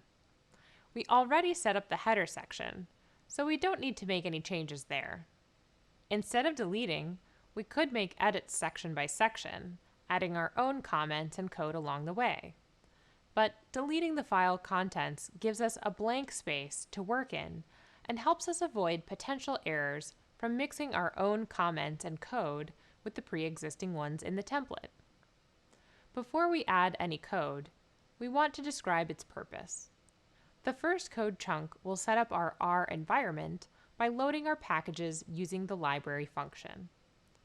So on a new line, we'll type 2 hashtags to format a header for this section, followed by the header text, setting up my environment.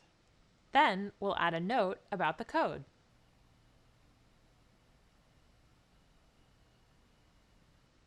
We've added apostrophes before and after Tidyverse and Palmer Penguins because they're the names of the packages, which makes them part of the actual code. And now we'll add our code. RStudio has a handy code menu that we can use to insert a code chunk. There's also a button in our script pane that lets us add code chunks. This creates a gray section in our file and chunk delimiters. A delimiter is a character that indicates the beginning or end of a data item. You could also type these delimiters directly in the file. 3 backticks followed by an R in braces to begin the code chunk and 3 backticks to end it. Or you could use the keyboard shortcuts Control+Alt+I on a PC or Chromebook, and Command+Option+I on a Mac. Since we're in RStudio, the code menu works just fine. Inside the first brace, we'll label our code chunk. After the R, we'll add a space and then type loading packages. This adds another layer to our organization. We can now easily find this code chunk and its label using the Contents menu at the bottom of our script pane. Next, between our delimiters, we'll add our first code chunk, which we use to load our two packages. Even if they're already loaded, loading them again makes sure that our packages will be updated to the latest version. We can type starting on the line after the first delimiter. But since we also have our programming file available, we'll copy and paste from there.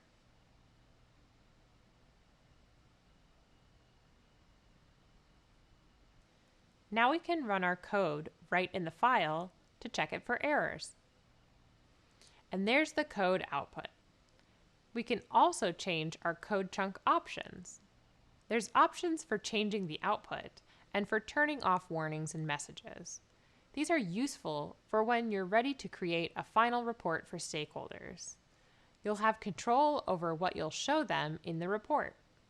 For example, if you get warnings with your output that don't impact your findings, you can turn off the warnings for stakeholders.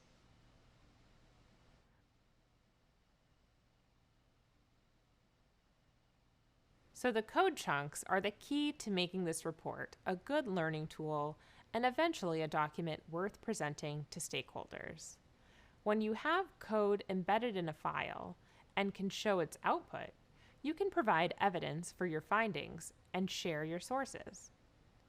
And if you need more evidence for how R Markdown can help you document your analysis, we've got it coming next. See you then! Hi again! One of the most powerful things about an R Markdown file is that you can convert it to different output types to create shareable reports. We've been focusing on HTML documents, but there are other options we can explore. Let's start by opening our earlier report. We created this report as a learning document to help you think through your code and analysis. For this video, imagine it's a report you need to share with stakeholders. The file is currently in the .rmd format, but as we've shown, it can be converted using the knit button. The knit drop-down menu includes three main options: HTML, PDF, and a Word document. You can use knit to convert your file to any of these types whenever you want, but it's good practice to wait to convert to a PDF or Word doc. Instead, stick with HTML while you're working. HTML doesn't have page breaks, so you can focus on generating content for your report and not its appearance. The knit button isn't the only option for converting your file. The YAML can be edited to change your metadata or incorporate more details. For example, we'll change our output in this file to PDF. When we click the knit button to render the file and run the code, the output's in a PDF format. So you know how changing the metadata can have an effect on the whole report.